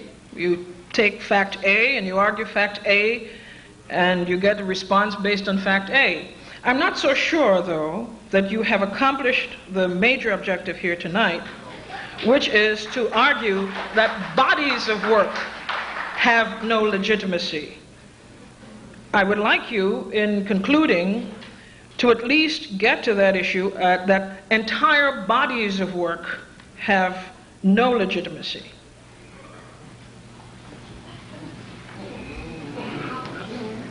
Are we going to send our conclusions now? Yes.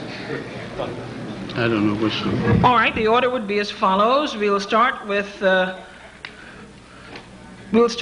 Dr.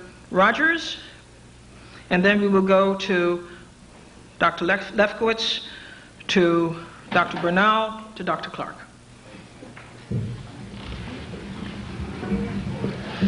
I'm baffled by that introduction about bodies of work. I don't think that that has anything to do with anything that either Professor Lefkowitz or I have said. But since you've asked me to conclude something about what we are trying to persuade people of,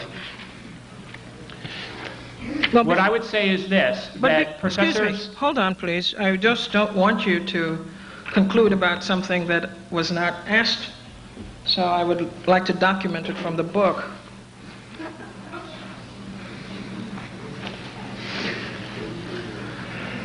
You claim, for example, and I'm reading from the cover, the back cover,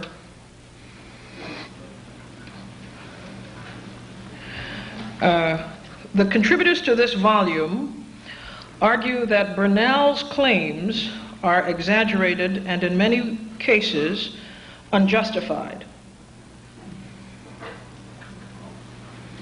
You say also in the work, Bernal proposed a radical reinterpretation of the roots of classical civilization, contending that ancient Greek culture derived from Egypt and Phoenicia, and that European scholars have been biased against the notion of Egyptian and Phoenician influence on Western civilization. Since this is a 20-member compendium, I think it suggests that they're attacking a body of work. I hope that in reading the back jacket cover and our description of Professor Bernal's enterprise, that we've been fair to him insofar as what he takes his project to be about. As far as I understand it, I think it is fair. My conclusion about that has to be framed in terms of what the object of that body of work is about. Professor Bernal says that his object, the cultural purpose, political purpose of Black Athena is to lessen European cultural arrogance. My question is, does it lessen European cultural arrogance to argue that early Greek culture was derived from Egypt and or Phoenicia? If we start out from the premise that we study Egypt or Phoenicia for what they contributed to early Greek culture, my opinion is that we are undervaluing Egypt and Phoenicia. And therefore, the project itself is, in the end, essentially Eurocentric and is its own refutation.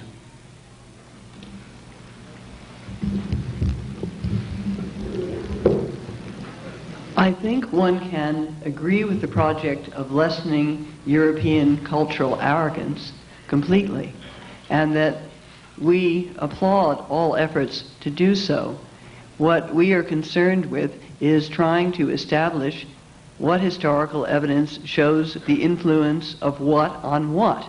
And this is not a project which any of us here can complete at all. That many people must be involved in this, and it requires the thought and efforts of a lot of us to do it.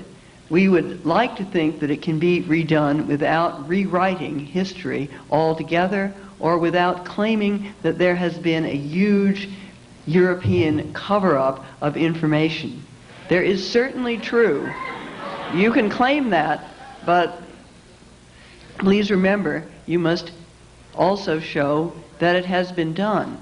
There are many things that Europe has been guilty of and responsible for, and certainly the covering, not the covering up, I don't mean to say that, but the absolute refusal to acknowledge the history of Africa, which I made reference to in my opening remarks, is something that we must continuously work on redressing. Much more must be learned, much more must be studied. I am very much in favor of that, and I believe that can start also in our teaching of American history, where in many cases the whole history of the African American contribution to American history has been ignored and neglected, and there are brilliant writers out there whose works are not being read. I think we should change all that. But we do not have to rewrite ancient history completely in order to do some of these important things. I would just simply ask, let us investigate carefully the degree of Egyptian influence on ancient Greece, but we must also investigate the Near Eastern cultures such as Phoenicia and the Hittites. After all, Phoenicia gave ancient Greece her alphabet. They didn't learn the alphabet from the Egyptians. It was too hard. It was easier to get it from the Phoenicians. And we must begin to work on those lines. I would like to see everyone work also on a period we haven't discussed much here tonight, where we really do see Egyptian influence on Greek culture, and that is in the Hellenistic period after Alexander got there and Greeks were living in Egypt. A huge number of Greeks were living in Egypt. There I think you can see some real influence.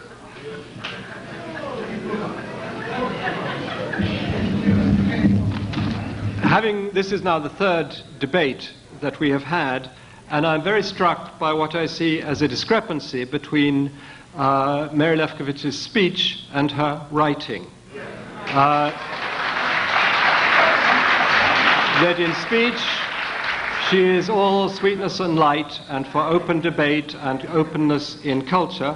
Her writing is very different. The title, Not Out of Africa, is extremely provocative, and it reads, the text carries on in the same way. And I'd like to quote to you a letter I received from probably the most distinguished active classicist in the world today, who actually agrees with her on the academic side. Nevertheless, he writes, "I do not find her exposition cool, detached, and reasonable, despite her efforts to make it seem like that. It is, in fact, as I wrote in my review, an impassioned polemic. Of course, Mary wants to look scholarly and detached, but hers is the scholarship of the National Association of Scholars, which is funded by the same people that funded Not Out of Africa, and that leads us back to where Professor Clarke began on the general political context in which this book has appeared."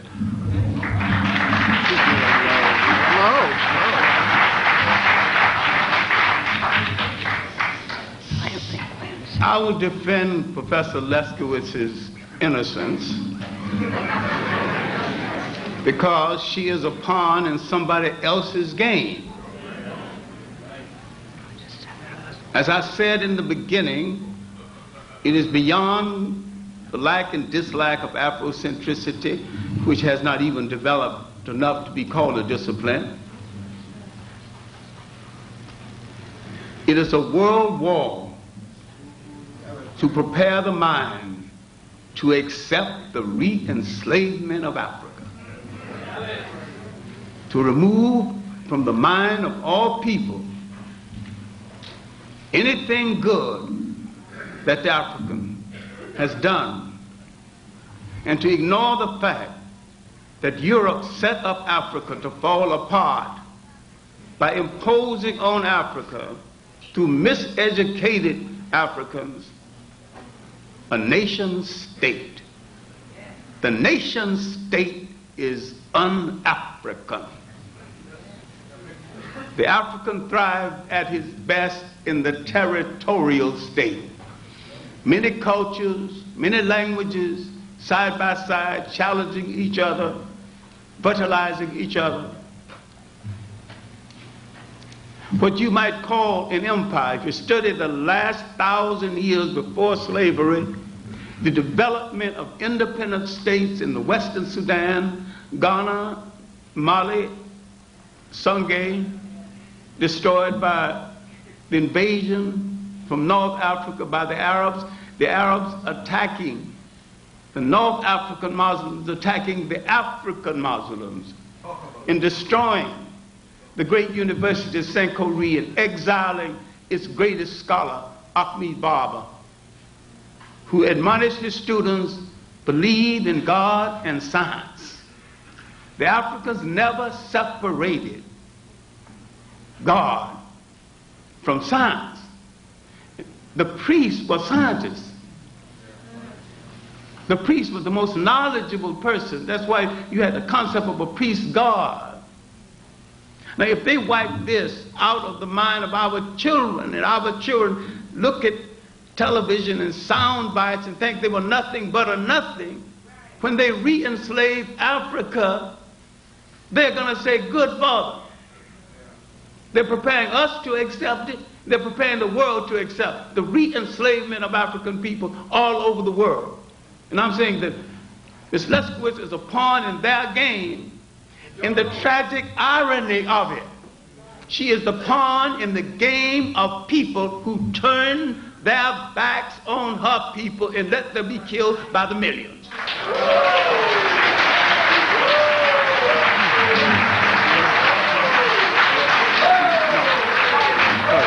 American intelligence, French intelligence, British intelligence, the intelligence of the Western world knew exactly what was happening to the Jews in Germany.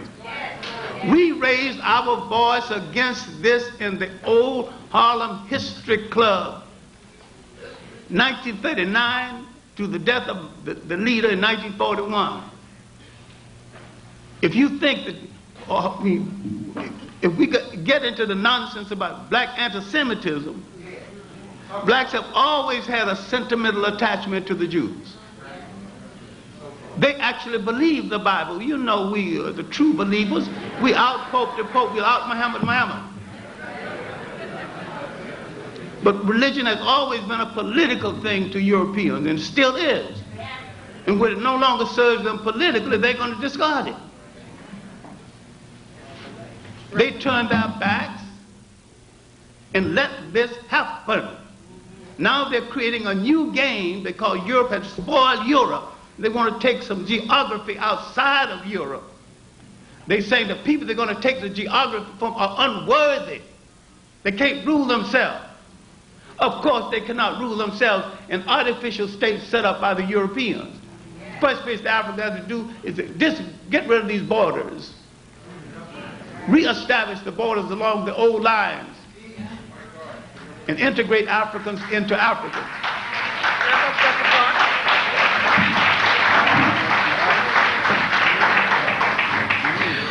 Okay. Thank you. Thanks. Well, now it's the time for you to talk. And again, I'm going to be ruthless. You should have questions, and we're interested in dialogue, not diatribe. Well, not All right. What are they setting up microphones, I believe. When you ask your question, and hopefully it will be written down so you will not veer off the beaten path, you will ask your question, please, of a specific panelist, and we have such a line of people we want to move along, so please do be considerate. Are we ready? Could you see whether that microphone is working, please? It's working? Okay.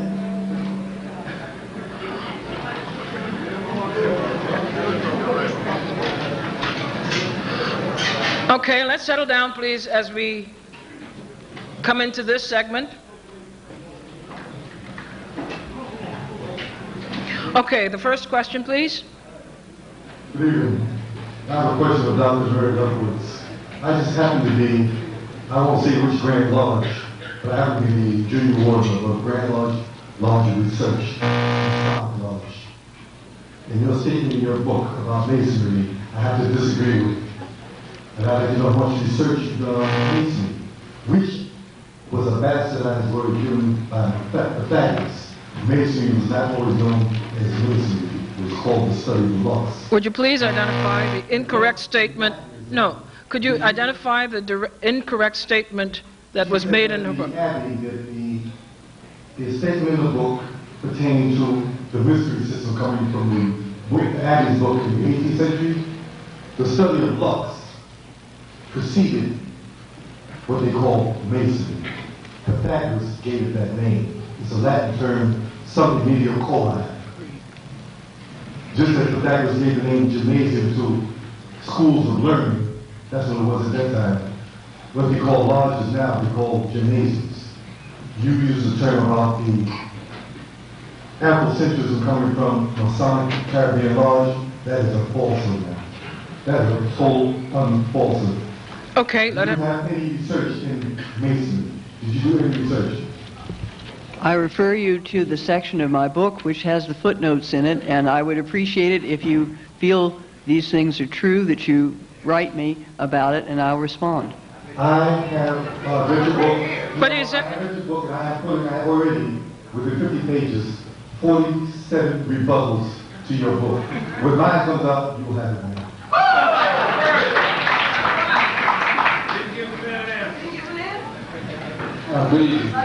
But before you, we didn't hear a response, Dr. Lefkowitz. It would be I certainly read quite a few books. They are cited in the footnotes to the chapter where I discussed that. I try to explain why I believe, on the basis of the evidence that I have presented in the book, that Masonry, the mythology that I believe is behind some of the ideas that Greek philosophy was stolen from Egypt, come from an 18th century French novel, and I put all the information out in my book. If you disagree with my book, there you are. I mean, that is the point of what we are doing, is to argue and discuss and to proceed from there. I should advise the audience that the books are available right outside, so you can pick up a copy of all books mentioned here tonight. Yes, not all of them, but you know. Hello. Yes? Good evening to everyone here tonight. Thank you. It's an honor and privilege and pleasure to be here for this historic event. Great. Get to your question. My question, I have a couple of quick questions. No, one. Just one question? That's the quota tonight. Oh my God, okay. Oh man, okay. Well, what you could do is you could step to the side and pick one. Okay, my question is, just one question for everybody? Just one question. Okay. That's difficult. Okay. My question is for you, Dr. Lefkowitz. Did the ancient Greeks espouse white supremacy? Thank you. I believe that the ancient Greeks did not do that. I believe that the ancient world in general did not have the problems with racism which our society is so fraught with today. And that is one of the great reasons why I, in many ways, am happier studying the ancient world. Say, I've got a question for you, and I would like to know from you. Would you say that James Preston, who founded the Institute of Oriental Studies for the University of Chicago, is a liar? Then you haven't read his work because I have it right here, and he made no bones about what the Greeks got from the Egyptians. And when Dr. Clarke mentioned to you about Herodotus said this. He said, I cannot say with certainty which supposition is the right one, but I noticed this myself before I asked any question, both in cultures and in Egypt. And the Egyptians, the Chaldeans remember the Egyptians much more distinctly and the Egyptians remember them. For the Colchians said that they thought that they were offspring from the soldiers left there by Sesostris, who was the head of the Egyptians. He went on further to say that the Colchians, the Egyptians and Ethiopians, had black skin and woolly hair. Right. And let me remind you that if you know anything about Greek mythology, you would have read about Achaemenid. Achaemenid in Greek mythology is actually King Amenhotep III. It's Agamemnon, actually. Agamemnon?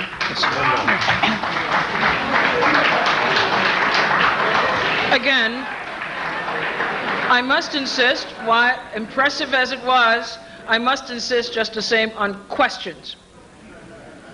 Okay, on the strength of the visit from Temple. First of all, if you reach in Wezu, he talks about Aristotle calling the Egyptians cowards because they were black. So there was some form of supremacy in Greece around that question. My question, though, however, is this. Your question to whom, sir? Well, basically, anybody could read. Okay. Why do these Hellenists, or whatever you call them, these Greek scholars, Eurocentric classicists, find it so difficult, okay, to admit the Africanity of Egyptian civilization when you have practices like circumcision, which even Semites like Abraham come to the area to learn and all of that. When you look at the American Heritage Dictionary, for instance, even though you have African words in the dictionary, we are not part of the world root of languages and all of that.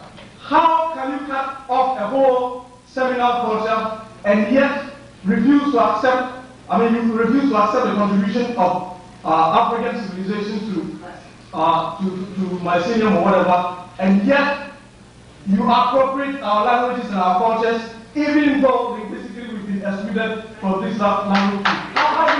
All right, thank you.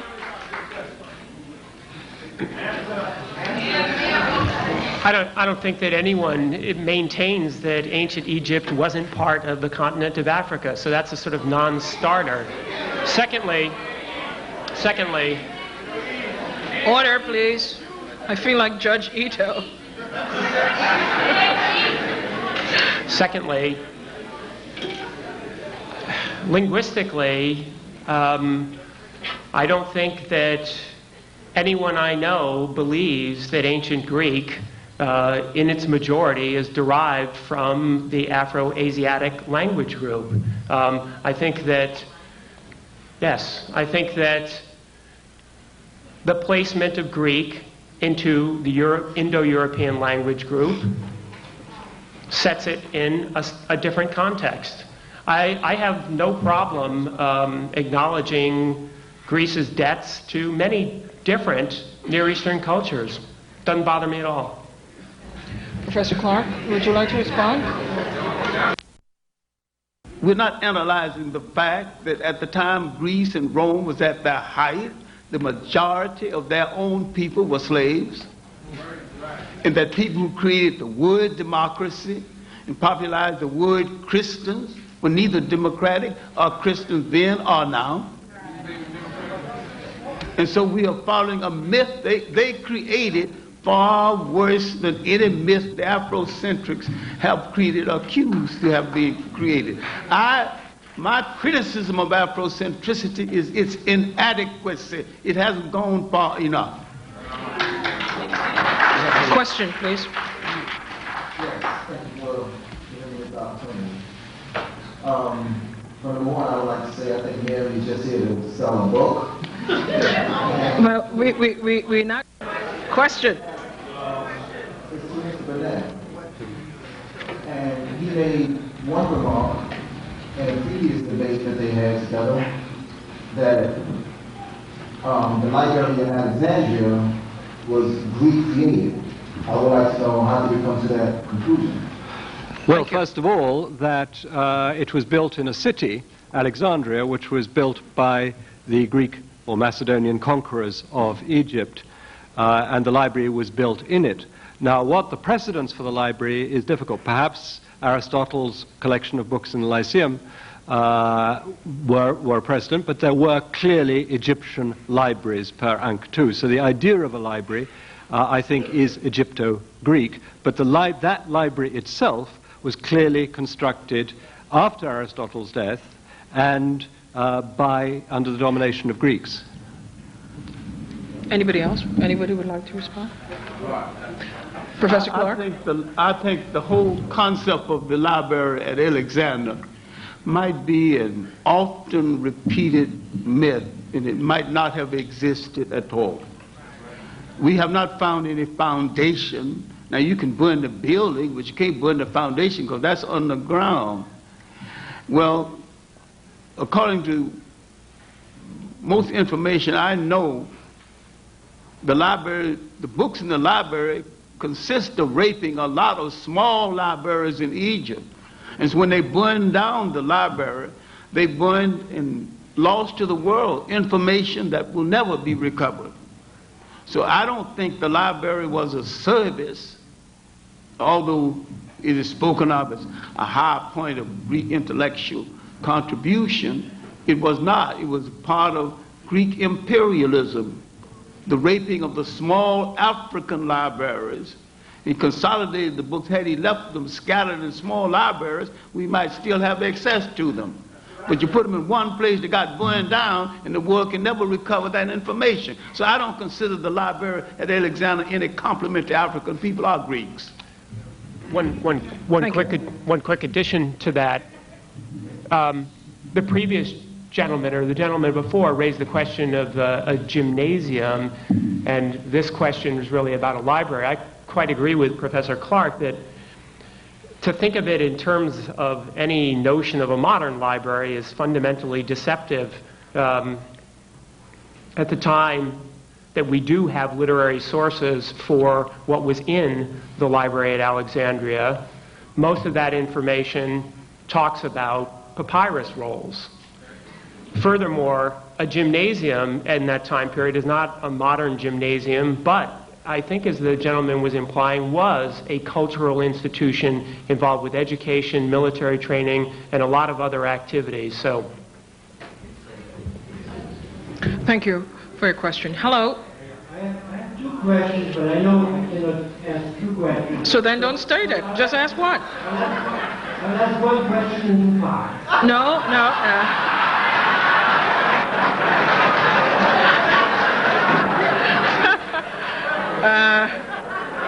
Guess what? You will ask one question in one part. It seems to me that all four of our distinguished scholars could be congratulating each other, because they all have really contributed much to our knowledge. Instead, they act like those proverbial blind men holding on to different part of an elephant and saying, "I've got him." And the question is, why is it that you cannot appreciate each other instead of insulting each other? Now, thank you.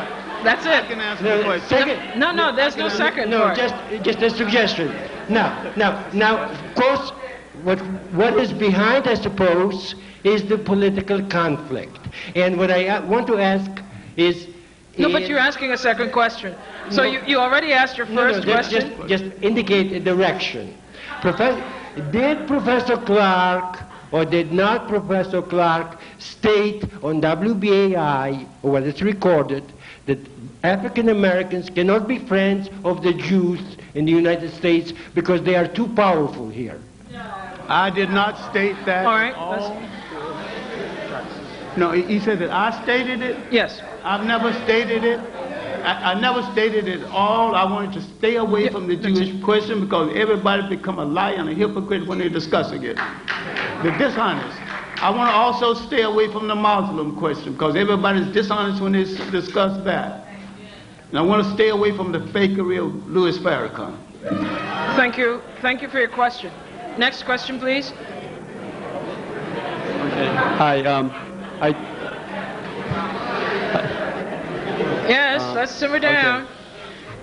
Well, first, I'd just like to say a quick comment on the politics behind this book. Already at City College, they're talking about closing down the ethnic studies programs and instituting it with an interdisciplinary program, which they laud will be so much better. Anyway, I do believe that your book is a part of this whole scheme, which I believe will be carried throughout this country.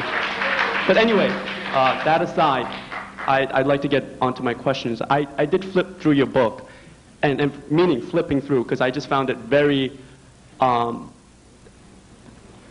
lack of words, I would have to go back to Mr. Clarke's, Dr. Clarke's sophomoric book, because it left many holes, and you contradicted yourself with the very same contradictions that you were blaming all these other authors for having done. So the question comes to, was Socrates black? And I felt that you were like beating a dead horse on its head. This is rather than ask that question, I would like to ask you, from this quote, it says, I got it out of a book today, Socrates was prosecuted on a charge of impiety, quote, for not worshiping the gods whom the city worships, for introducing religious innovations, and for corrupting the young men. Now this was, I believe, in the trial of Socrates. And the question being, if so, this is indigenous Greek philosophy coming out from philosophy, and he was eventually put to death by talking about his philosophy and influencing the young minds of Greece, Athens, then I'm not sure if it was Athens or Sparta, I forget. But then my question to you is, what then is so Greek about Socrates? So that's my question to Mary Lefkowitz. What's so Greek about? Well, that's to Okay, I'm sorry. To Mary Lefkowitz. I'm not sure I understand your question. I'm certainly glad that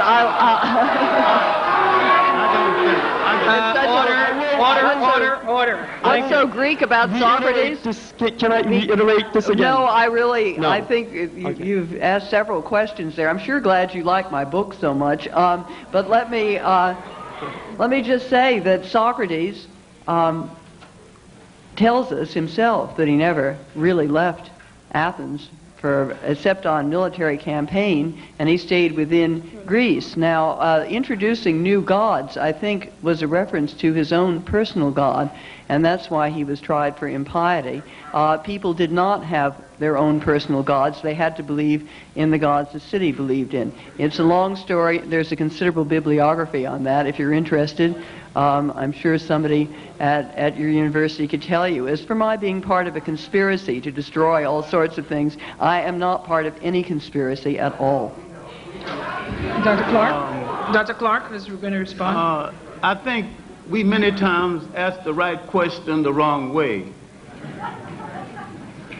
The racism that we know today started in the 15th and the 16th century as a rationale for slavery. Whatever harm the Romans and the Greeks did, they had no racism compared to the racism of today. Otherwise, why would there be 3 African emperors of Rome? You know that. And why would there be 3 African popes in the early Roman Church? And why would Septimus Severus become the governor of England? The country's going to become England. I'm saying that if you charge the Greeks with the same kind of color prejudice we have today, you're charging them wrong. They've got enough crimes that they're guilty of without that. They had a respect for talent wherever they found it, even among the people they conquered. And the people they conquered had upward mobility to the extent they fitted into the Greek or the Roman political intentions of that day. Now, I have gone to England and had the privilege of going in the basement of the British Museum. As a commoner, naturally I couldn't go, but when they asked the other person with me what is your authority to enter and look at the sites in the basement of the British Museum? He was a Caribbean person who lived in America most of his life, but he wasn't a citizen, so he had officially been knighted by the Queen. And so he pulled out his card, and the door to the basement opened. And we saw the picture of Herodotus, matted hair, pug nose, similar to mine. The statue was in the basement of the British Museum, where it will stay and not be on display. But I don't argue Herodotus on the basis of his blackness or anything else. I argue on the fact that he had wandered away from his people. He had learned a concept and a way of living, a way of morality, different from that of his people. So just like Jesus Christ, when he came back among his people, he was preaching something that alien to that place. He did this food trip, we're driving the money changers from the temple. What do you think we're going to make money? In other words, what kind of Jew is this? A strange kind of Jew. He don't want us to engage in trade. The Romans didn't want to have anything to do with it. So when the Roman governor when he was put on trial for sorcery, the Romans, he wasn't harming the Romans, he wasn't even preaching to the Romans, he was preaching to his own people. And so he pushed them back and said, he's your king. And they pushed him back toward the Romans, said, not my king. But he come in with all those foolish ideas, he hanging out in Egypt. So Herodotus has been, I didn't say he went to Africa, I don't know. But he was influenced by African moral thought. Thank you. Your question, please. I'm a student at City College, and this question is for Dr. Clarke. Please, could you explain to the right, your left? The what? The right, on your right, the two so-called professors on your right. Well, on his left, on your right, the agenda of the right and the political context that lets a president of my school, Yolanda Moses, dismantle and ethnically cleanse the ethnic studies and the black studies, the Latino studies, Jewish studies, Asian studies up at City College. And because I have no respect for you, because up at City College we are fighting there every day. All right. For what the question is, I want Dr. Clarke to explain how this is. What's this doing to the train of thought in our universities, and how it lets people politically dismantle our universities as we know? Thank you for your question. This trend started soon after the black studies explosion. Whites began to plan how to let them use this as a political plaything until they got their act together and that strength together in order to destroy it. It wasn't meant to be, no one, if you ever got this simple thing, people never educate you in the technique you can use to take their power away from them. See, education has but one honorable purpose, one alone. Everything else is a waste of time. That to train the student to be a responsible handler of power. No one ever wants us to be responsible handlers of power. I'm saying that it has nothing to do with political lines. The left don't want us to be responsible no more than the right. But they want to dominate us in a different way from the right, and they think they can dominate us better. It's an argument of not of whether we will be free, but who will enslave us. And had we should accepted the responsibility of making black studies strong enough to take this assault. We could have anticipated it and argued with it, but we dissipated too much energy arguing among ourselves over triviality. We are partly to blame for what is happening. Thank you, Dr. Clarke. Your question, please. My question is to Drs. Lefkowitz and Rogers. I would like information about the foundation and grants regarding the publication of the book. How did University of North Carolina come to choose them? Did they make the application for the grants? And what are the foundations? Thank you. There's a simple answer. There were none. None. None. Zero. Zilch. None.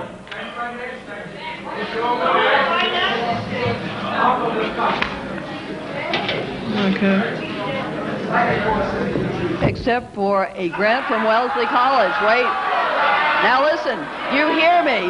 Wellesley College student assistants. 2 students who did research paid for by student research grants from Wellesley College. We thank Wellesley College for that. No, we had no outside grants to write that book at all. The University of North Carolina had nothing to do with funding the book. They simply came to us 3.5 years ago and asked us to put together the book. So you cite here, you cite in the preface to your book, we are, let me see. We thank Molly Levine of Howard University for generously allowing us to use the bibliography she had assembled, and the Ford Foundation. That's through Wellesley College. The Ford Foundation and Wellesley College, not through Wellesley College, for grants to support editorial assistance. Well, I'm sorry, but the Ford Foundation has a standing grant with Wellesley College through which Wellesley College disperses money to student research assistants. There is no political... Well, all right, well, that's the answer. The answer is there's no direct foundation link. Exactly. But that is as it applies only to Black Athena Revisited, and not to any other work by you, Dr. Lefkowitz. Yes? Okay. My question is for Professor Rogers and Lefkowitz. You claim to be in the interest of sharing knowledge and information for the betterment of the students that you teach and the people that you influence. For the duration of this debate, your colleagues on your right-hand side have given you books and information that challenge what you've said. I have not heard anything from you of a willingness to read or reassess some of the conclusions you came through with your book. So what I'd like to know is, now that you've been provided with that information, and if you're truly in the interest of telling the truth and doing the right thing, will you revisit some of what you've read? Thank you for your question. We wouldn't be here if we weren't interested in learning other people's views about these topics, but I would urge you to go and look at the bibliography of the book, which is very, very extensive and does, in fact, include many of the titles that we've talked about here this evening. But that's not the question. The question was, will you, given the information that you've been given tonight, by opposing views, let's say, are you going to take another look? Are you going to revisit Black Athena Revisited? Exactly. Actually, that was my question. We were told by Professor Bernal that he is working on a volume called Black Athena Writes Back, or is that right? So we're waiting for that. We thought it was only fair to give him a chance. But you really didn't answer my question. Well, I think I did. No, I'm no disrespect. I just want to know, are you, now that you've been provided with some of these books, some of the information, names, in the interest of supposed scholarship, would you take a second look at some of the things that they're saying? Sure. Yes? Yes. Yeah. It was noted that neither Professor Lefkowitz nor Professor Rogers seem to have written down any of the books cited. Well, that's not fair. All right, your question, please. We didn't have to write down all the books because we have actually read a great many of them. I wrote down several notes. If I do not agree with you, it does not mean that I have not read the same books. We'll move on. Next question, please. I need clarification first. Could I see the cover of Not Out of Africa? Because I don't want to base my question on something I heard about. Okay. Since this work, or what you do, is based on just scholarship and what have you, could you, as a graphic designer, could you explain that cover? I mean, you know. I'm not a graphic designer. The cover was the cover of the New Republic article, of the New Republic, when my article that was a review of Martin Bernal's Black Athena first appeared. But you used it on the cover of your book. The publishers decided to use it again because it was a New Republic book and because they thought people might remember the original cover. It appeared in 1992. It appeared in 1992 when the Spike Lee film of Malcolm X had been very popular and everyone was wearing X caps. But I see, since we're talking about not out of Africa, how do you get an X cap? The cover features a bust. I suppose this is Socrates? Could be, but I don't think. I think it's generic philosopher. Is it Plato? Is it? It's not Herodotus. He doesn't have woolly hair. Well, Herodotus wouldn't have had woolly hair. That was the Colchians and the Egyptians. But it is a bust of a. I don't know how to describe this, other than you see this kind of sculpture all the time. It's a generic Greek philosopher. A Homeric figure with an X cap on. Anyway, thanks. Thank you. Question, please. Good evening, Mr. Bernal, and to Dr. Henrik Clarke. First of all, Mr. Bernal, maybe you'll be willing to explain how anti-Semitism got involved with Black Athena. Professor, what is your name, the lady, I'm sorry? Lefkowitz. Lefkowitz, you brought up the subject of anti-Semitism. I want to know, what does that have to do with Black Athena? Thank you. Dr. Henrik Clarke or Dr. Bernal can answer that. Thank you. I don't think anti-Semitism should have been brought into the discussion at all, because most people who accuse people of being anti-Semitic have never. Most people who accuse you of being anti-Semitic have not even explained exactly what is a Semitic. It started off as a linguistic term. How did it become a racial term? There are Semitic-speaking people of all colors. So it's not an exclusive thing for the people who adopted the name Jew, mainly in Europe, because the word Jew was not used widely in the ancient world. We knew people of the Hebrew faith, but there are people of the Hebrew faith in India, China, and it's a universal religion. A lot of people belong to it, including some misguided blacks who call themselves black Jews. Now, if you want to belong to the Hebrew faith, you just belong to the Hebrew faith. It's all right. Why you have to attach color to it? The Indians don't call themselves, brown Jews.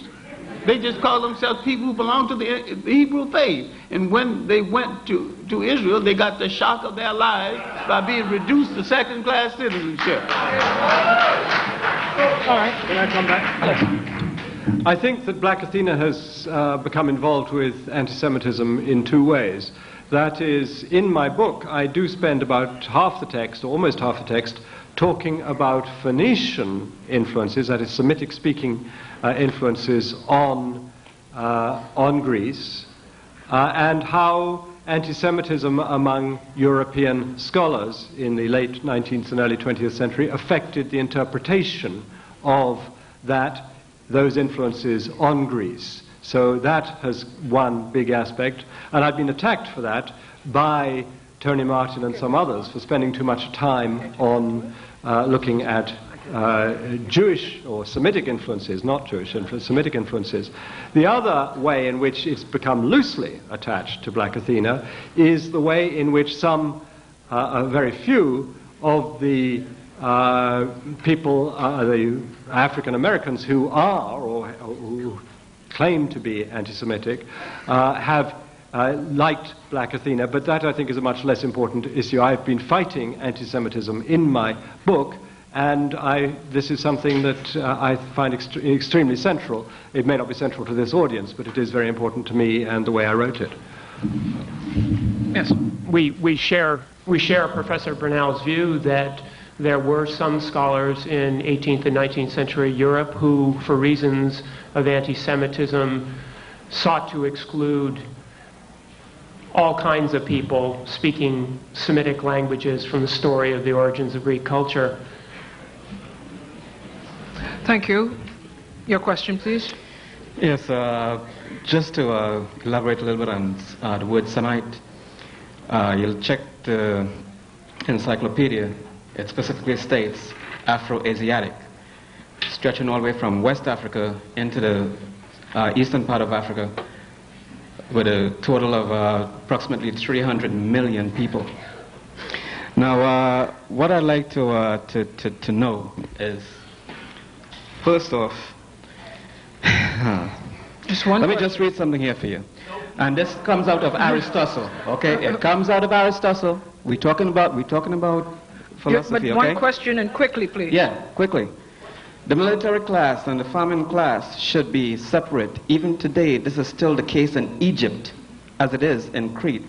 The practice began in Egypt, okay? Then you come back again, it says, it was thus in southern Italy that a southern system of common tables originated. As we know, the population of southern Italy are black folks. Then it comes back and says the other institution mentioned above, the division of the body politic into classes, originated in Egypt, not in Crete. It continues. No, don't continue. Get to your question. Last one. Get to your question quickly, please. The history of Egypt attests the antiquity of all political institutions. Here is Aristotle is giving his expertise on philosophy to the Egyptians, yet you sit there and say that it had nothing to do with Egypt. Explain, please. I don't think that we have said that Greek politics have nothing to do with Egyptian politics. In fact, one of the more interesting arguments that I think you'll find in our book is Sumerian scholars believe that a form of what, for want of a better term, could be called democracy actually existed perhaps on the banks of the Tigris and the Euphrates in about 1800 BCE.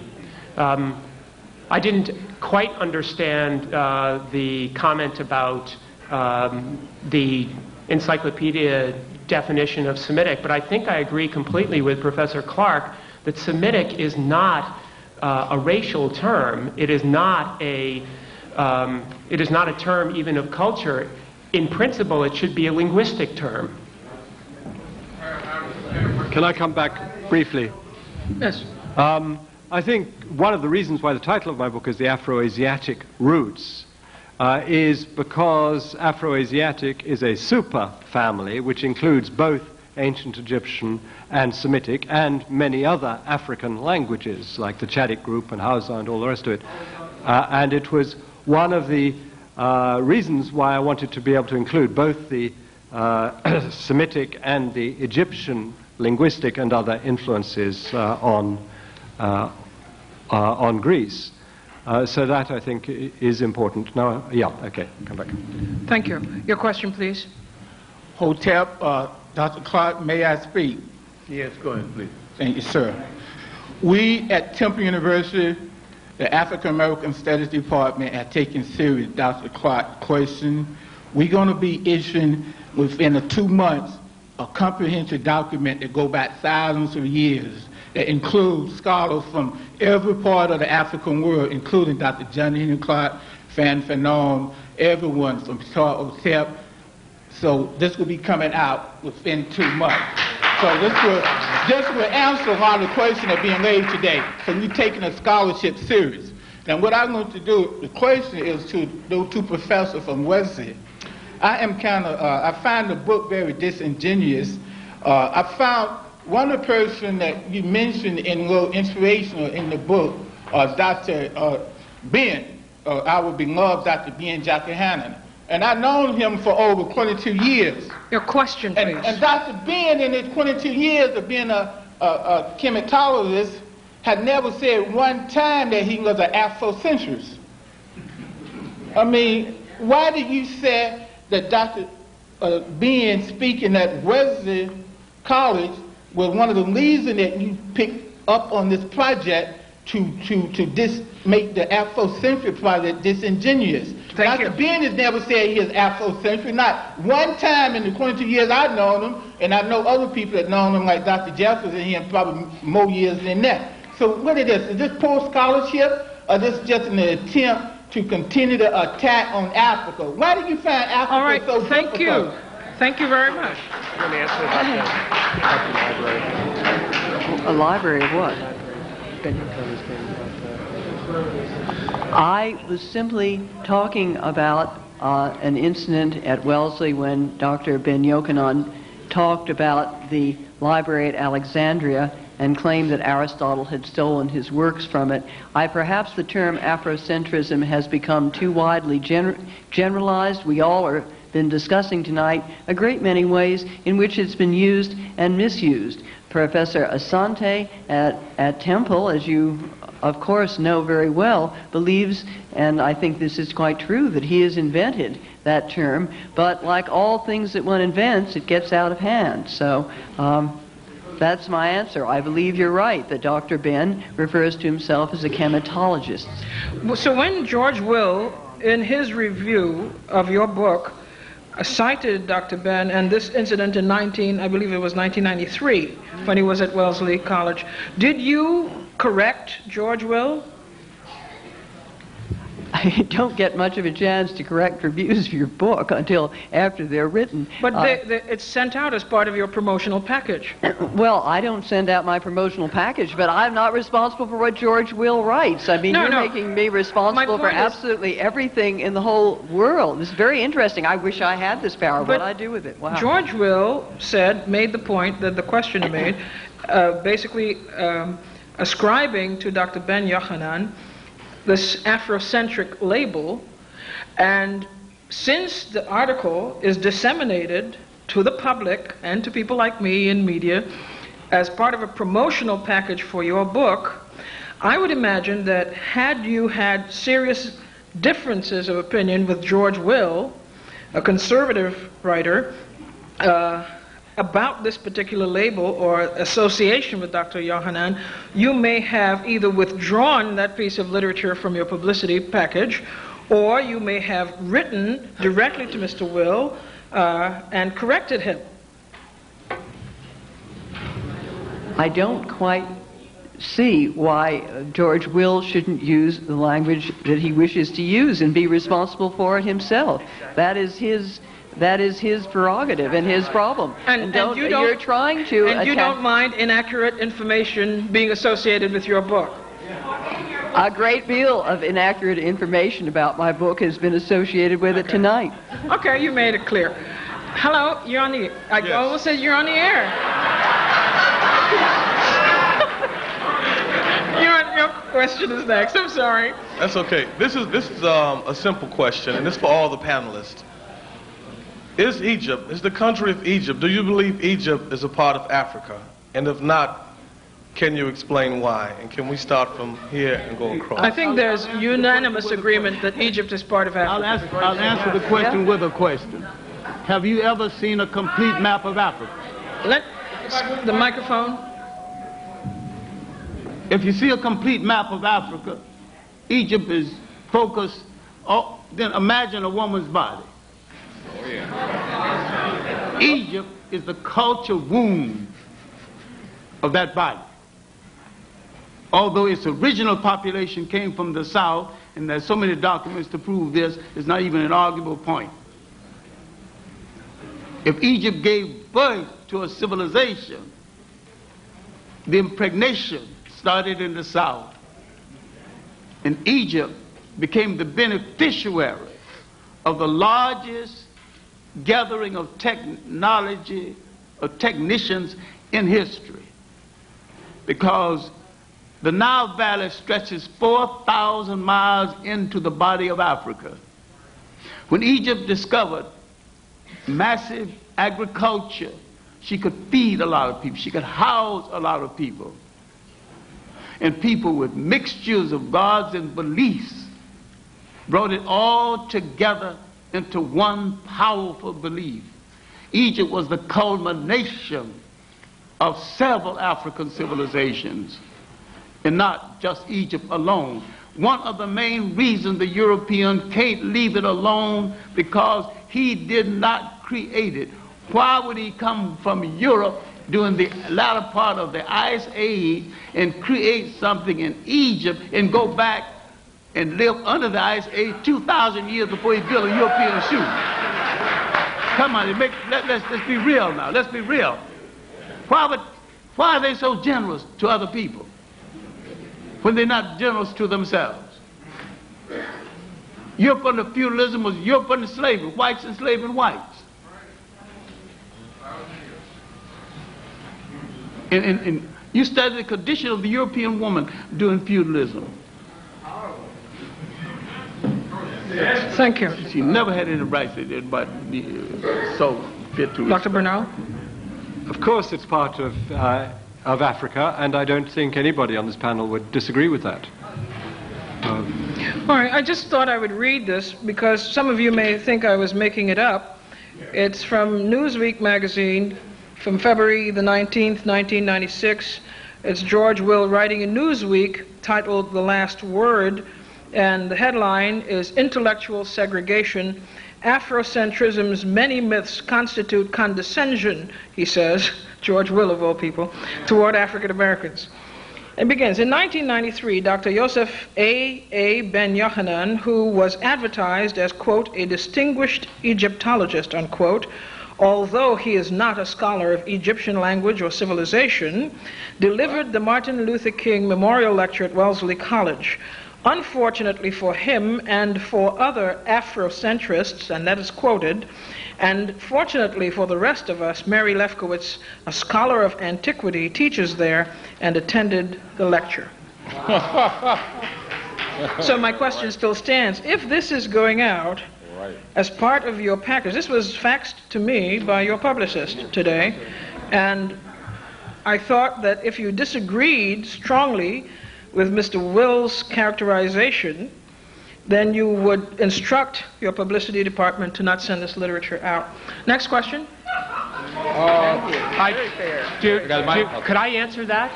Sure. Could I answer that? I think you would admit that George Will has a right to interpret a text the way George Will feels he should. Is that right or not?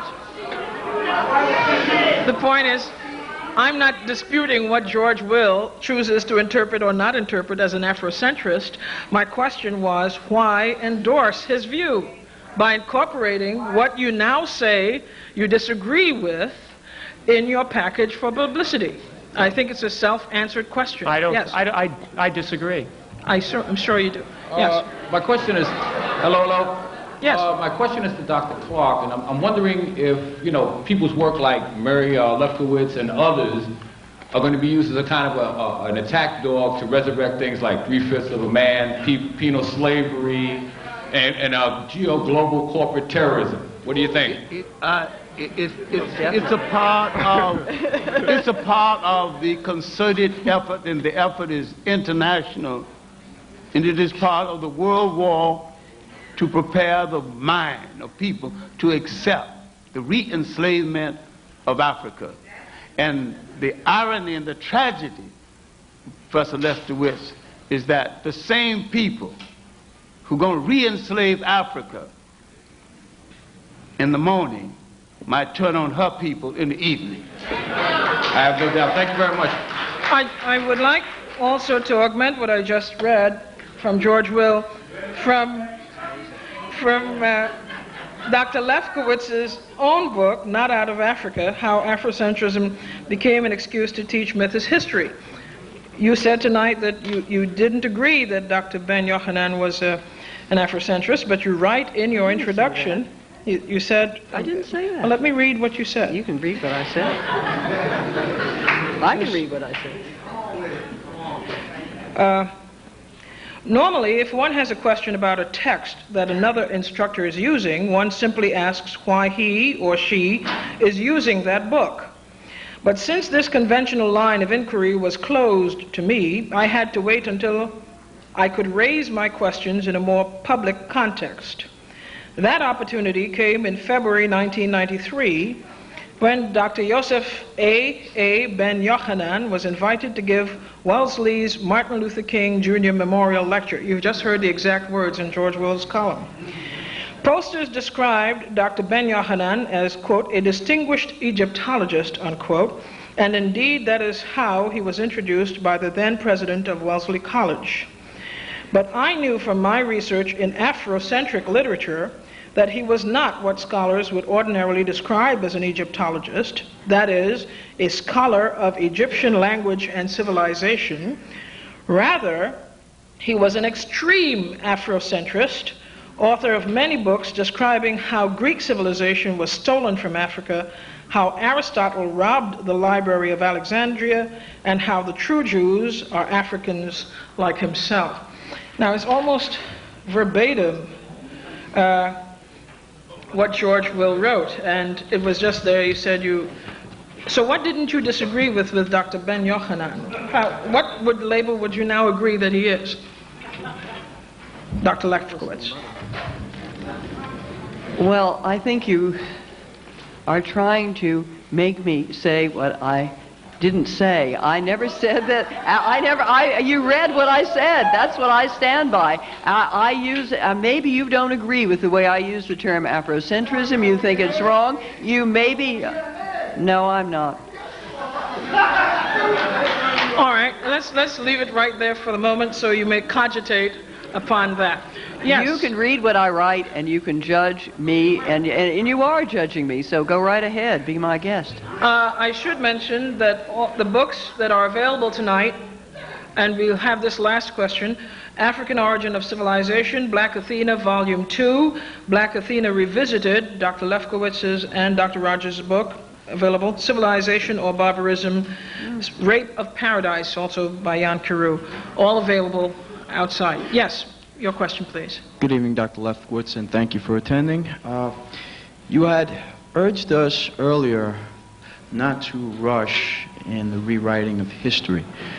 However, I find that to be very disturbing because within the last 600 years, I mean, you can look at the last 600 years and you can find many, many things that need to be revised in our history, in the way we are teaching our history to our young right now.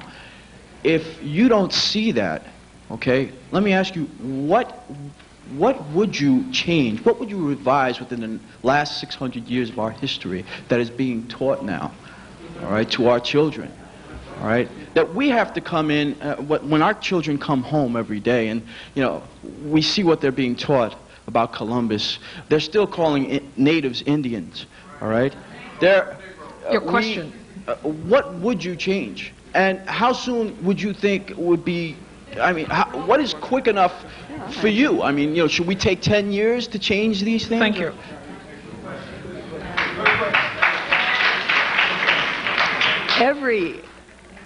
Every time, history must be rewritten and rethought and reconsidered.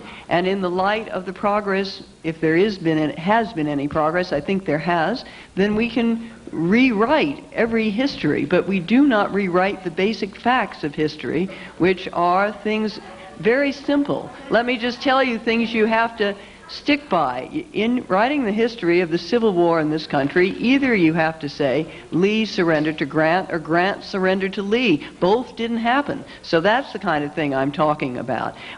We can't rewrite those basic facts, but we can rewrite interpretations, and there's been a great deal omitted in the history, and maybe you've cited some terms that are condescending, terms that should not be used anymore. That's another example of something that can be done. But I'm not going to be able to rewrite in my lifetime the whole of the school curriculum. That's up to all of us. I think that that's a very good and fair question. My answer to that is that what worries me the most is not rewriting history, because history is always provisional.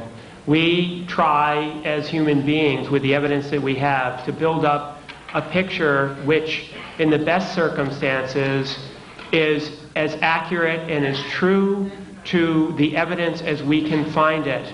What worries me, and to speak, I hope, directly to your point, is history which is being written for useful purposes.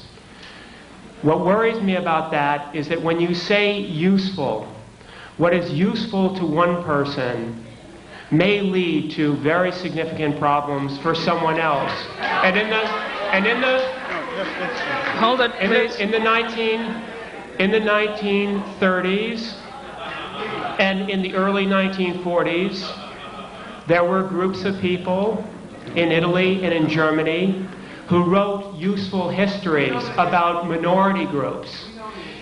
Those useful histories ended at places like Auschwitz and Treblinka. And that is exactly the reason why,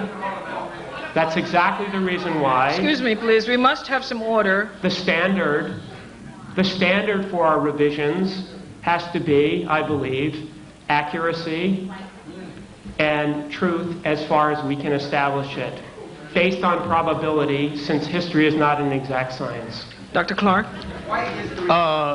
Let's stop talking about usefulness and talk about honesty.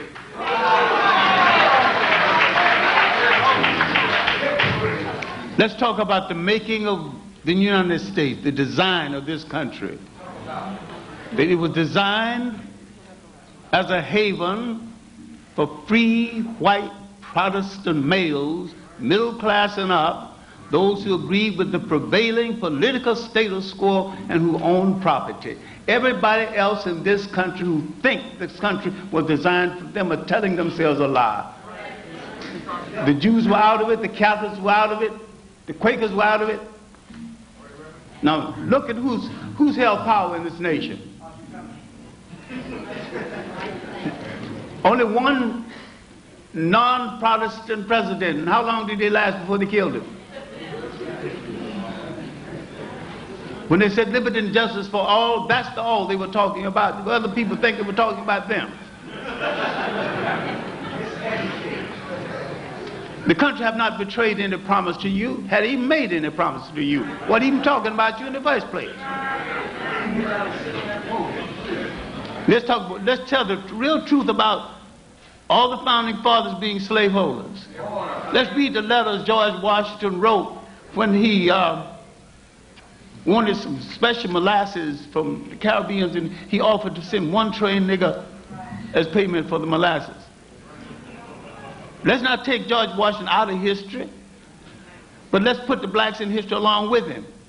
Let's talk about James Fortan, who made the tents for George Washington. And George Washington found that those wax matted cloth on the tents was stronger than the cloth in the breeches of his soldiers. He asked James Fortan to make some breeches of that same cloth. Those breeches made by a black man turned that terrible third and fourth winter of the American Revolution. Don't take George Washington out, but put James Fortan in with it. Thank you. Thank you. Dr. Bernal?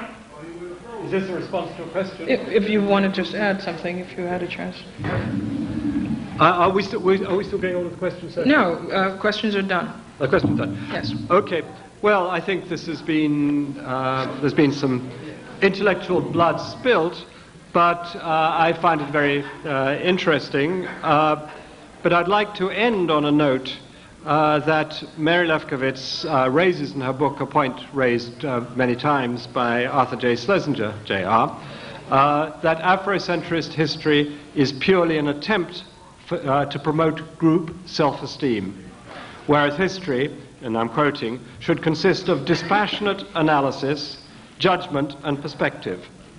In fact, this desirable goal is very seldom reached in schools, which nearly always stress the achievements of the dominant group or the majority group in that school. Nevertheless, I quite agree with them that one should try to transcend these intellectual or social environments and achieve objectivity as far as it's possible to do so.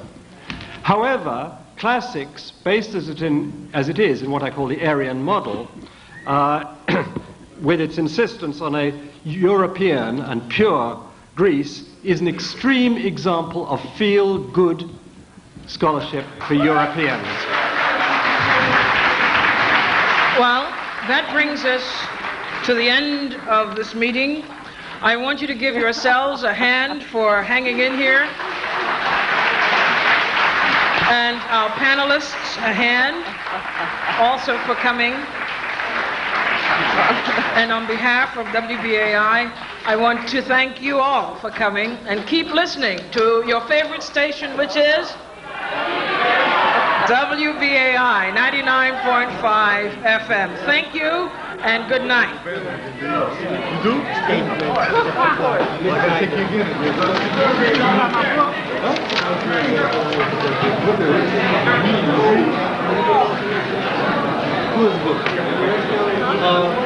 I'm usually just supposed to go to the bathroom when I'm around there, so where's the nearest bathroom?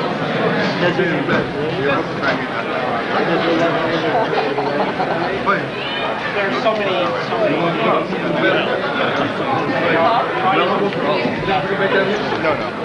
My question is it? No, it's malice. Hatred and malice. Dr. Lefkowitz. Yes, ma'am. Thank you for coming. Nice to meet you. Are you sure you mean that? Yes. As a matter of fact. I'm not a really horrible person. I didn't suggest that you were. I think it's important to have these things discussed. I think it's These are very vigorous important. discussions. I think it's worth discussing again and again. And maybe we could I hope so. I really do. No, I come to listen. I'm going to be Dr. Lefkowitz.